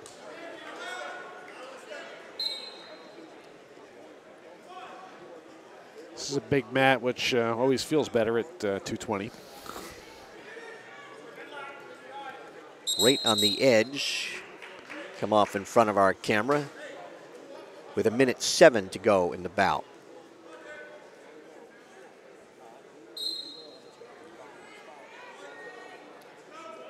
The big guys are coming up. Joe Andes of Hackettstown and Ryan Knox of Randolph at heavyweight. Randolph had 8 wrestlers beginning on Wednesday, and they're going to advance just 1 to Atlantic City. That'll be Ryan Knox. 40 seconds to go here in the bout. 8-4 lead for Trey Zagombic of Delbarton. Trying to drive through to the left leg of Galka. Picks it up, goes to that double on the edge, and has himself a takedown. That's his 4th. He has done that same thing 4 times, and he leads 10-4. Yeah, he just gets purchased and he keeps coming. And Gauka's not able to clear his way out. There's an escape for Gauka. 10-5. Zagambik going to circle. He doesn't have any stalling warnings.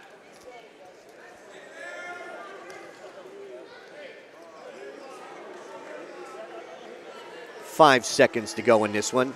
Gauka in on the right leg. He's going to get, yep, he will get a takedown as it ends.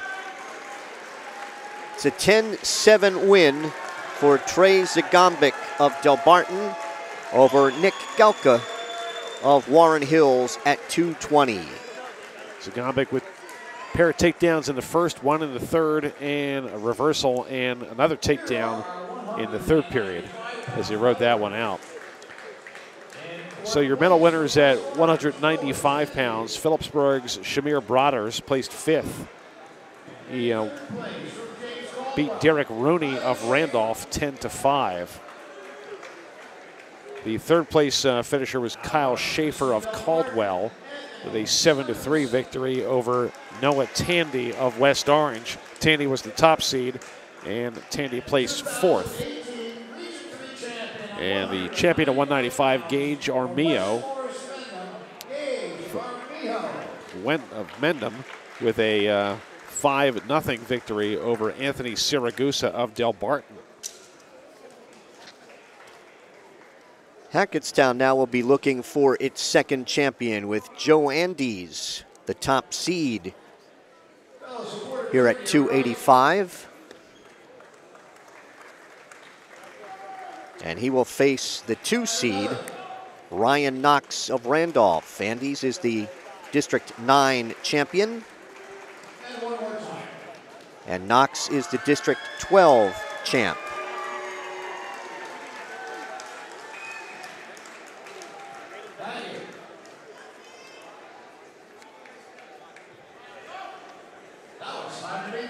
Andes will be in the Hackettstown black and orange. 38 wins, just 1 loss. His career record, 83-29. He's the 100 Warren Sussex champion, a 3-time district finalist, and 2-time state. Andes will be entering from our left. Joe Andes. He picked up a pin in 1:46 over Durrell Dulo Ajayi of Warren Hills in the semifinals. And as quick as that one was as long as the other semifinal bout was, where Ryan Knox picked up an overtime win 6-4 over Jason Kopic of Beckton. They were scoreless in the first and ended regulation at 2-2, and it just went on from there. Andy's only loss is to Jervy Sistrunk of Boundbrook. Looking for an inside tie. At the edge, right in front of our table, and they're off the mat 19 seconds in. Andy's with 38 wins, leads everybody today. He and Alex Carita. There's a takedown for Andes. Teammate Alex Carita on their way to Atlantic City. Andes is ranked 6th in the state in this weight class, 2nd in the LehighValleyLive.com area. And he's maintaining control, reaching across for the left elbow. Pressure's on the head.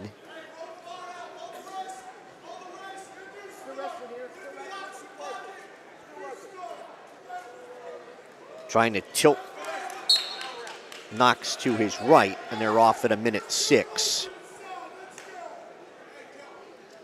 So we don't have the weigh-in sheets that we would have for a dual meet, but it's safe to say that Andes is the bigger fella in this bout. Jared Hoshbach was telling me that his heavyweight Ajayi has to watch his weight. That he actually lost weight to become eligible, and then has to watch his weight.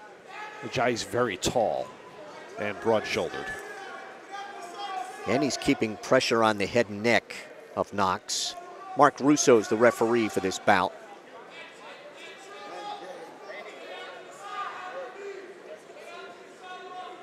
And he's trying to trap the right wrist out the right side and picks up on that right arm.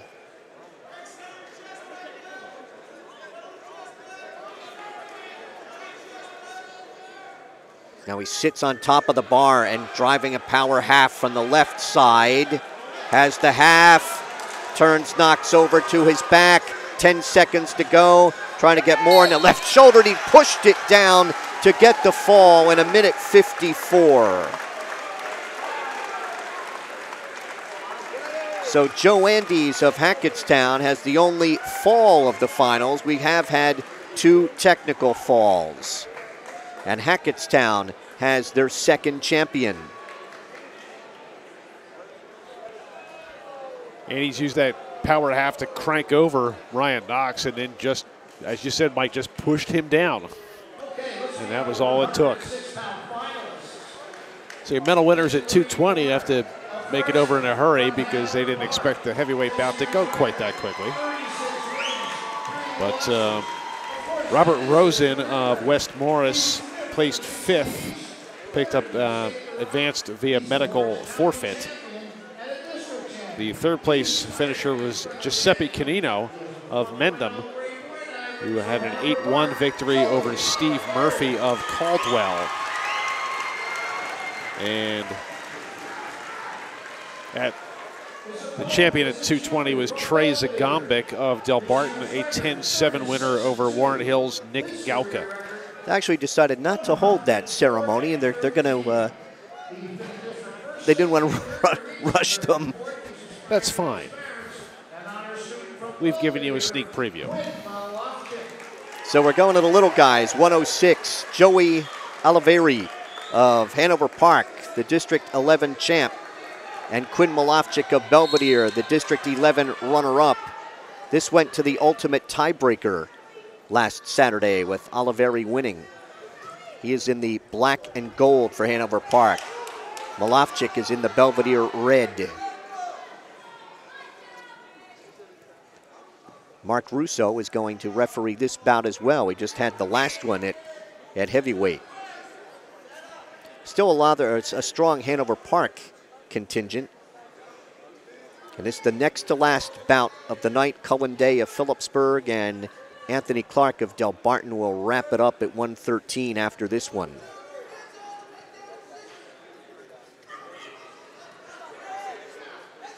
With that win, by the way, by Andes, District 9 has 6. District 10 has 4. They are all from Delbarton. District 11 has 2. And District 12 will be shut out. He's trying to spin around, snap and spin around behind is Oliveri. Oliveri wrestled at 113 for a large part of the season. As a matter of fact, in the dual meet with Phillipsburg, he decisioned Cullen Day at 113. Now in the postseason, wrestling 106. Malofchik tried to reach for the right leg behind the knee, couldn't pull it in. Again, tries to sweep the right leg, can't get it. Under 30 seconds to go in a scoreless first.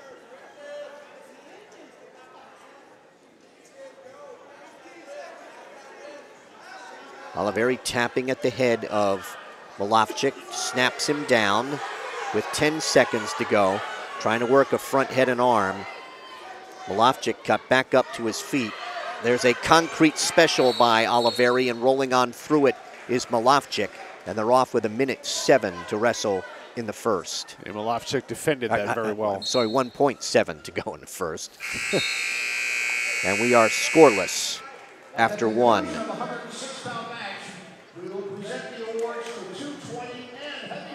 Malofchik will be underneath to start the second.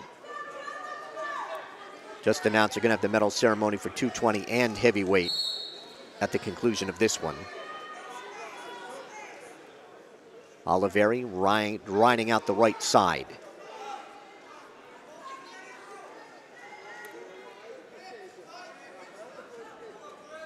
Right in the center of that West Orange mat. West Orange in District 10.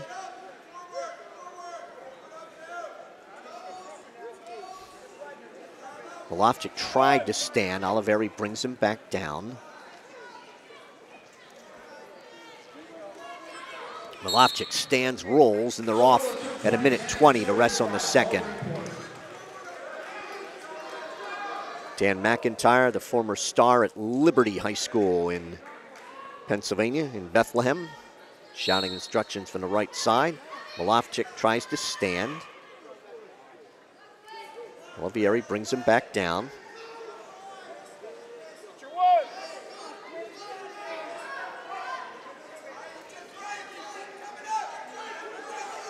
Malofchik is a 3-time district place winner. Runner-up this year, champ last year.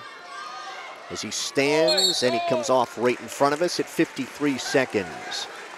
And it was 2 years ago, back in the old District 1, where he was a runner-up to Cody Harrison. Malofchik sits this time and got snapped to his back. Did he get a 2 count? He did. Got snapped to his back by Oliveri, leads 2-0. Malofchik chose down in this period, but really hasn't come close to getting out.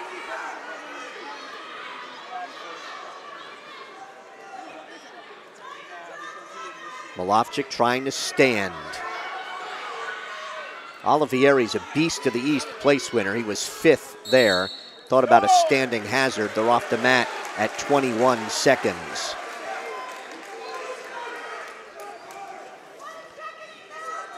Oliveri, a Morris County tournament champ, 5th in the Beast, and he's ranked 2nd in this weight class, according to NJ.com. There's a caution.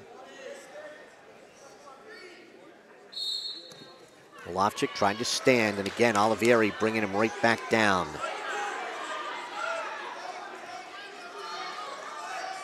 Malofchik stands, looking for that standing hazard. Brings Malofchik back to his knees and breaks him down. And that'll be the end of 2 with Oliveri on top, 2-0. It's his choice. And he's going to go underneath. Just that brace on his right knee. He's going to extend that right leg in the referee's position. Oliveri stands, and Malofchik will cut him. It's 3-0. Oliveri working takedowns.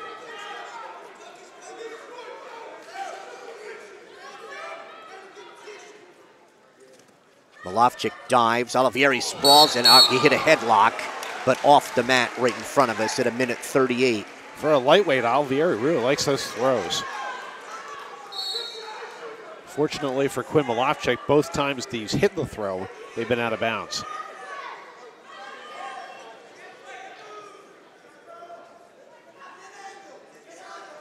Malofchik tapping at the head of Oliveri and vice versa. Front head and arm by Oliveri. Snaps Malofchik to his knees. Snaps again at the edge, and off they go to our right with 1:09 to go, and Oliveri on top, 3-0. He's been very much in control of this match.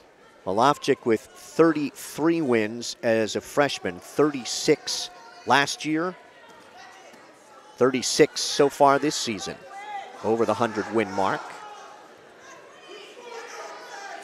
Duck under by Oliveri is blocked off by Malofchik, and they're off the mat at 50 seconds.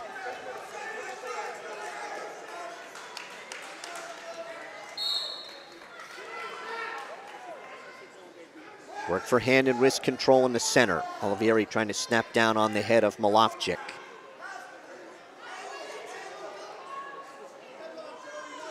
40 seconds to go in this one. Looking for a Russian tie is Malovchik.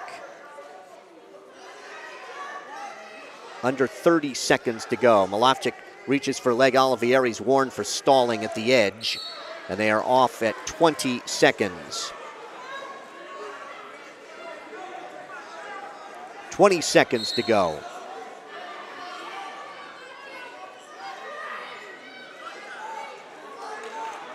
Olivieri tying up the left arm of Malovchik, who's looking for a bear hug, trying to jack up Olivieri. Not in good position to do that.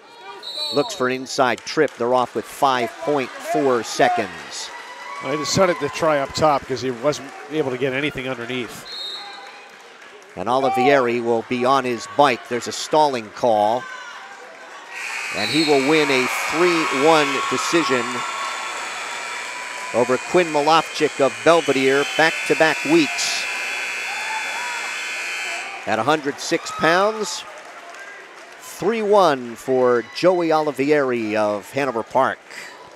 Had a couple of back points in the second period and escape in the third, and that's all he needed, as Quinn Malovchik was unable to score until that final stalling call there near the end of regulation.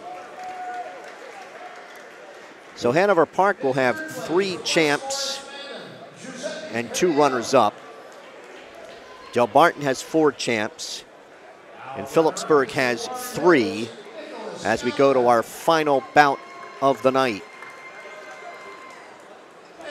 So since they're doing the medal ceremony for 220, we'll review again briefly, as they're going to do two in a row here. So Robert Rosen again of West Morris placed 5th, advancing via medical forfeit.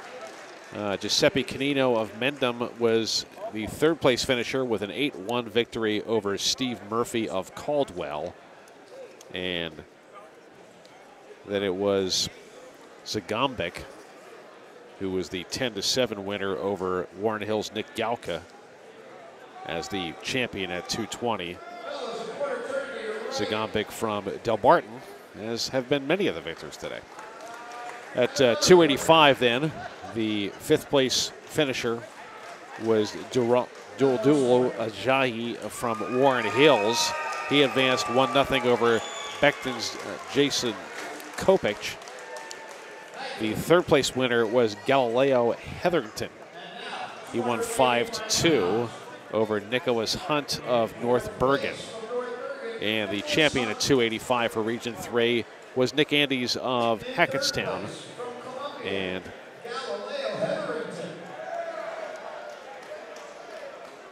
Andy's managing that with a fall in 1:54 over Ryan Knox of Randolph. So 1 more to go. Head coach Frank Rogers of Hackettstown relegated to the back row here as he tries to get some video, a picture and video of Joe Andes as he climbs the podium. So as we go to the final bout of the night, Delbarton with 4 champs, Hanover Park with 3, Phillipsburg with 3, Hackettstown with 2.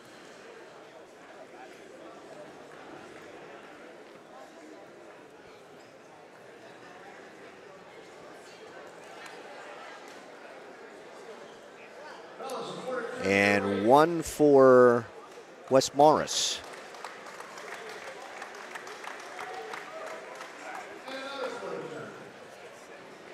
As Cullen Day gets set to take the mat for Phillipsburg. This is a rematch of last year's 106-pound final that was won by Anthony Clark of Delbarton 3-1. Clark going on to win the state championship.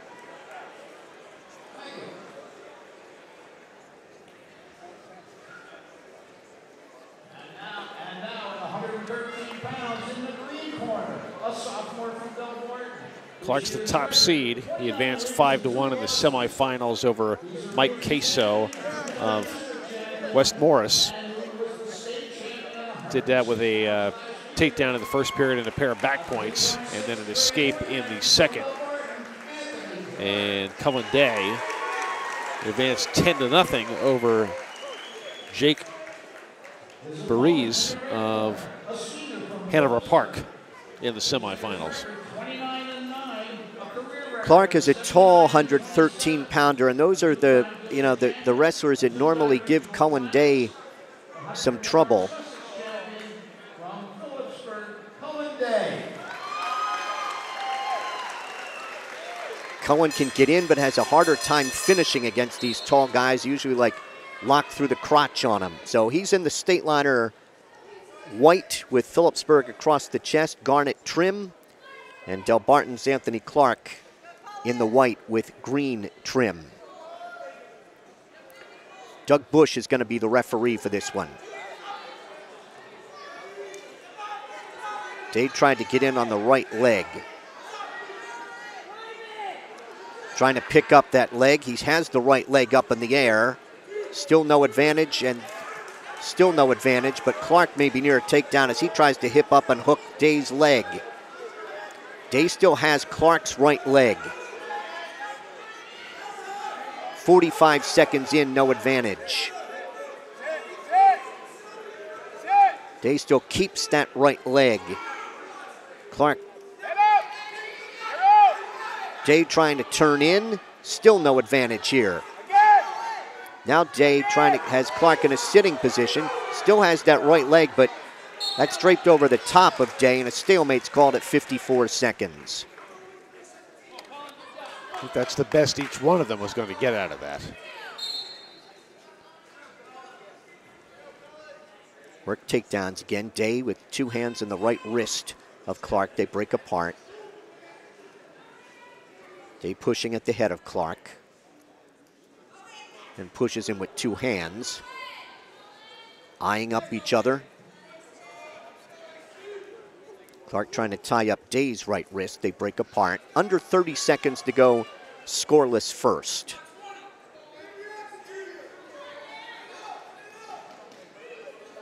Duck under by Clark. Picks up Day. Trying to hook the left leg. Still no advantage here. Day trying to fight off this takedown attempt. 8 seconds to go, short time. Day picks the right hand up from over top his head. Near the edge, and he will get a takedown with just under a second to go. Clark gets the takedown to go up 2-0. Day will defer. Clark will go underneath. So he finished that with under a second to go. Nothing was happening, and then bam, he hit that duck under, got around Cohen Day, but it was a question of bringing him down to the mat. He just managed to do it. Clark stands. And Day will cut him. 3-0 Clark. Cohen Day's a two-time district champ, region runner-up a year ago. 79-27 in his career. Clark 37-2 a year ago, now 67-4 in his career.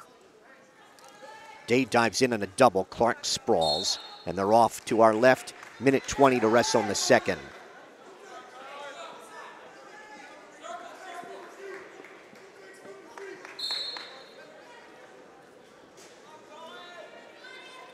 Clark dives in on Day's left leg. Picks the legs over top his head.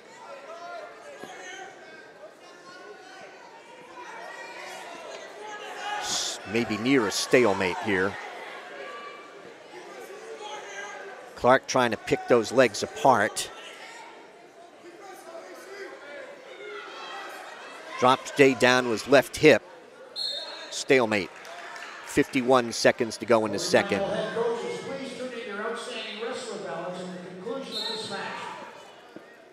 Clark had looked at Doug Bush like, what do you want me to do here?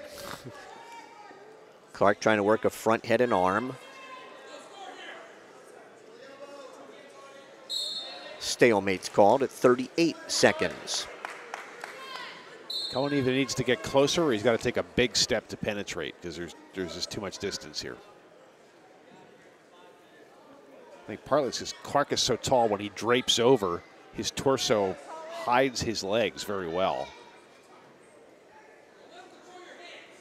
20 seconds to go in the second. Day trying to get in on the right leg. Clark sprawls. Day's trying to get behind him, and a whizzer put in by Clark. Clark trying to step over top of that whizzer. Now comes out in front of Day at the edge of the mat, and after 2, it is 3-0 Clark. Day's choice. He's going to go underneath. Day needs an escape and a takedown here, trailing 3-0.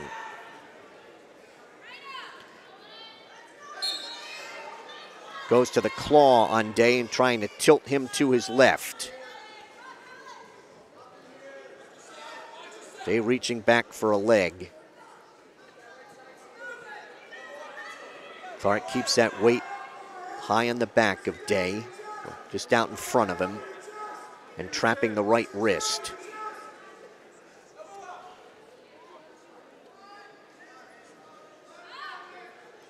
Day fighting for hand control. Clark again trying to tilt Day to his left.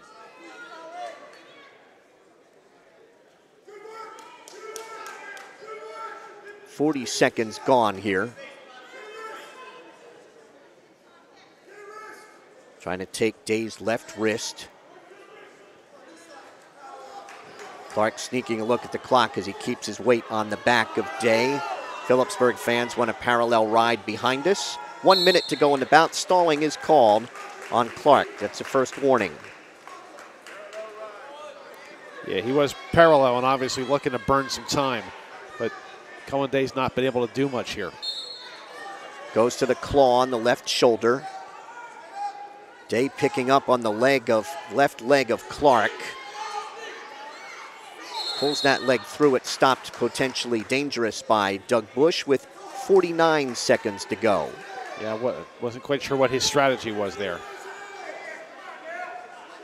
Clark, defending state champ and escaped the Rock champ, Morris County champ, 3rd in the Beast, and top ranked in this weight class by NJ.com, trying to tilt Day to his left.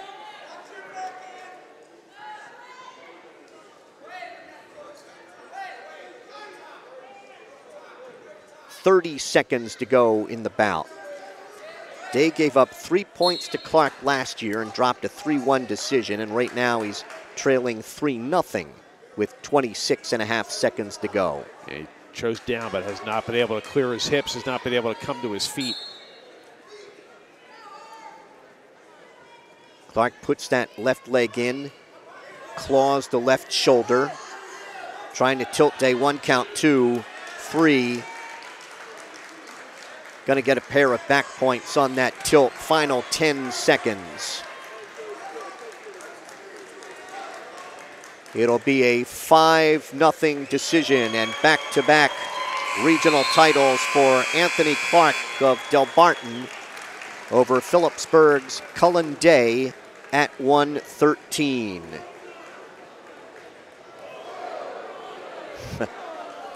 As the full house lights come on here at West Orange. Clark is the 5th Delbarton champion. Phillipsburg with 3. Hackettstown 2, Hanover Park 2. Mendham 1. And West Morris 1.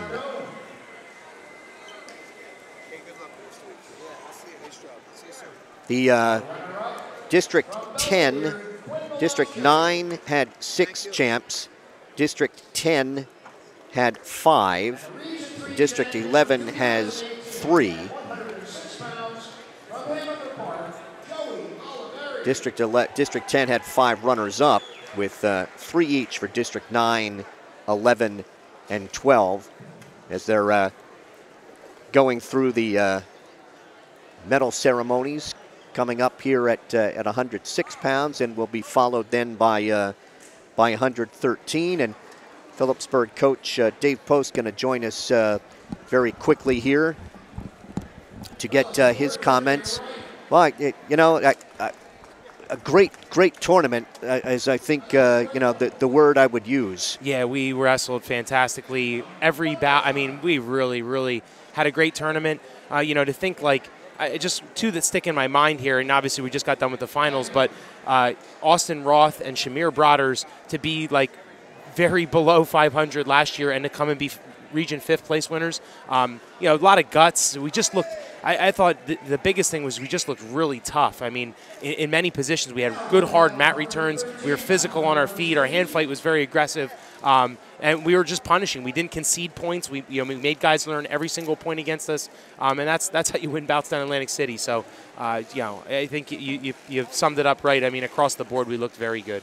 Yeah, and you mentioned the two guys, coming back to finish 5th. I mean, they were low seeds, so they exceeded their seed in the tournament, too. Yeah, not an easy thing to do, top-level competition when you get down this far. And two guys that have never been to this level before. They were both done the first night of districts last year. They have no idea even what it's like for their bodies to train one extra week. Couldn't be more proud of those guys. And, it's not easy to wrestle. That 5th, 6th round is very difficult to wrestle in because, you're really only – we try to convince them how important it is, especially for a guy like Roth next year having a region 5th as his criteria. That makes a lot more sense. But for a guy like Shamir, he's got one last chance to put that Phillipsburg singlet on. I brought tears to my eyes to have the Peaburg fans. I don't know that any of our finalists they gave standing O's like that. He came off the mat taking 5th in the region. His season is likely over, barring any injuries. But the Peaburg fans obviously understand what a great effort he's given us over the last 4 years. Now you had 3 champs then and 2 runners-up. Yeah. I mean, we looked good enough. I mean, we lost to 2 guys that were returning state champions, and obviously, one is one of the best kids in the country, and that's a very tough spot to wrestle in. But to finish out the round there and have Colin give the returning state champ, the #1 guy in the state, a great bout. We got 2 excellent leg attacks against 99% of the guys. We're going to finish that takedown. Very happy with it. He was not wrestling like that a month ago. He's a guy that's going to look to place in the state this next week. And Travis Jones just continues to impress. Yeah, he is. He's something else. You can't teach some of the things that he does, but the stuff that we are able to teach him, he soaks it up like a sponge. The kid is, he's brilliant. He thinks through every situation. And his mind's going 100 miles an hour, so he's able to come through like a situation like that. He doesn't worry. 19 seconds left in the match. That's an eternity for him to be able to pick up a reversal and win the match against a state-ranked foe. And Brian Myers just won his 3rd regional title, and heads in certainly is one of the favorites. Yeah, we try not to. The history of the program is so important to us. It's so important to me. I take a lot of pride in teaching our kids about that stuff. We try not to talk too much about it because you can only control what you're doing that weekend. But we let Brian know after that match that he is now the 6th 3-time region champion in Phillipsburg history. So for him to go in there with names like Paetzel and DeFrancisco and I think Barna and. I'm sorry, Thompson, I don't have that list. I wish I did. I'm going to get them all. Thompson and Mike Coyle? No. Gosh, my father's going to kill me too because he was. We'll forgive you. Yeah. And they will forgive you too. Yeah, it'll come to me in probably about 10 minutes when we're off the air. But I mean, to be up there with those names, that's just it's just a feather in his cap. It shows you what a special wrestler he's been for us. And, it's been, here we go. I got a little help.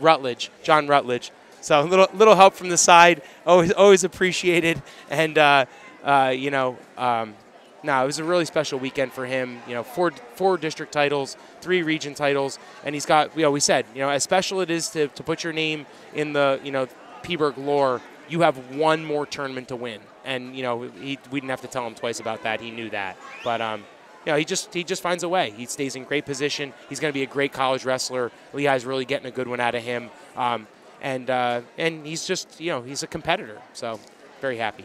Unfortunately, we don't have any rights to be able to do this next week. So this is going to be it for us. I want to congratulate you, on a great season. Thanks for all your cooperation and your assistant coaches and the whole staff over there. It's such a big help in allowing us to do this. Well, the thanks is certainly mutual. Our kids love it. We come here and all the other kids are like, you have your own station that follows you guys. You guys put together a first-class event for us every single night. Our fans love it. We have people that follow us all over the country, and it's a big credit to what you guys do and the time you put in. Certainly, people don't get to see the behind-the-scenes stuff that you come before every match, and you're going breaking down lineups, and you already have basically what we have laid out and spent hours doing. You have it yourself too, and it's a first-class program and also a first-class broadcast that follows us. Thank you very much. Good luck next week. Thank you. Head coach Dave Post of the Stateliners as they come out with 3 regional champions. Let's recap the finals for you. Began at 120. Phillipsburg's Travis Jones' 6-5 decision over Alex Strashinsky of Delbarton. 126, Pat Glory of Delbarton technical fall 17-2 in 336 over Dom DiFrancescantonio of Hanover Park. 132, Nick Ramo of Hanover Park, a technical fall 21-6 over Kyle Tino in 409. 138, Cody Harrison of Phillipsburg 6-5 over Frank Gabriel of Verona. 145, Alex Carita of Hackettstown 2-1 over Travis Trevoso of Delbarton. 152, Brian Meyer of Phillipsburg 2-1 over Gerald Jones of Caldwell. 160, Kieran Calvetti of Delbarton 5-4 over Matt Liberato of Hanover Park. 170, Marco Gate of West Morris 7-6 over AJ Lonsky of Delbarton.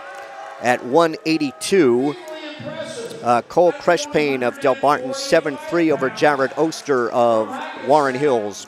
195, Gage Armillo of Mendham 5-0 over Anthony Saragusa of Delbarton. 220, Trey Zagombic of Delbarton 10-7 over Nick Galka of Warren Hills. 285, Joe Andes of Hackettstown, a fall in 1:54 over Ryan Knox of Randolph. At 106, Joe Olivieri of Hanover Park, 3-1 over Quinn Malofchik of Belvedere. And at 113, Anthony Clark of Delbarton, the defending state champ, 5-0 over Phillipsburg's Cullen Day. So, Bob, the Stateliners will advance 6 to Atlantic City next week, and certainly all are capable of hitting the medal stand. Congratulations to Day, Jones, Tino, Harrison, Meyer, and Wissing. Wish them all a lot of luck next week. They did very well today, and we expect big things from them in Atlantic City. Our wrestling action, a service of the Rothman Institute, a worldwide leader in orthopedics and official orthopedic partner of the NJSIAA. Visit RothmanInstitute.com. By Ahart, Frinzy & Smith, recognized as one of the leading insurance agencies in the United States. Find out more at AFSinsurance.com. By Urco Credit Union, 450 Hillcrest Boulevard in Phillipsburg and 2240 Northampton Street in Easton. Great rates, low fees. Visit us at urcocu.com. By Open Mic, for exclusive coverage of the Stateliners and the entire Hunterd and Warren, Sussex area, follow Mike Weileman's blog at mikeopen.blogspot.com. By Welcome to the Pit, the history of Phillipsburg wrestling is available. Order yours on Amazon today. And follow Phillipsburg Wrestling on Twitter at PbergHS Wrestling, PbergHS, WRESTLIN. Thanks as always, the swan song for our supervising broadcast technician, Jared Marchicelli. We wish him the best. He's going to graduate in June.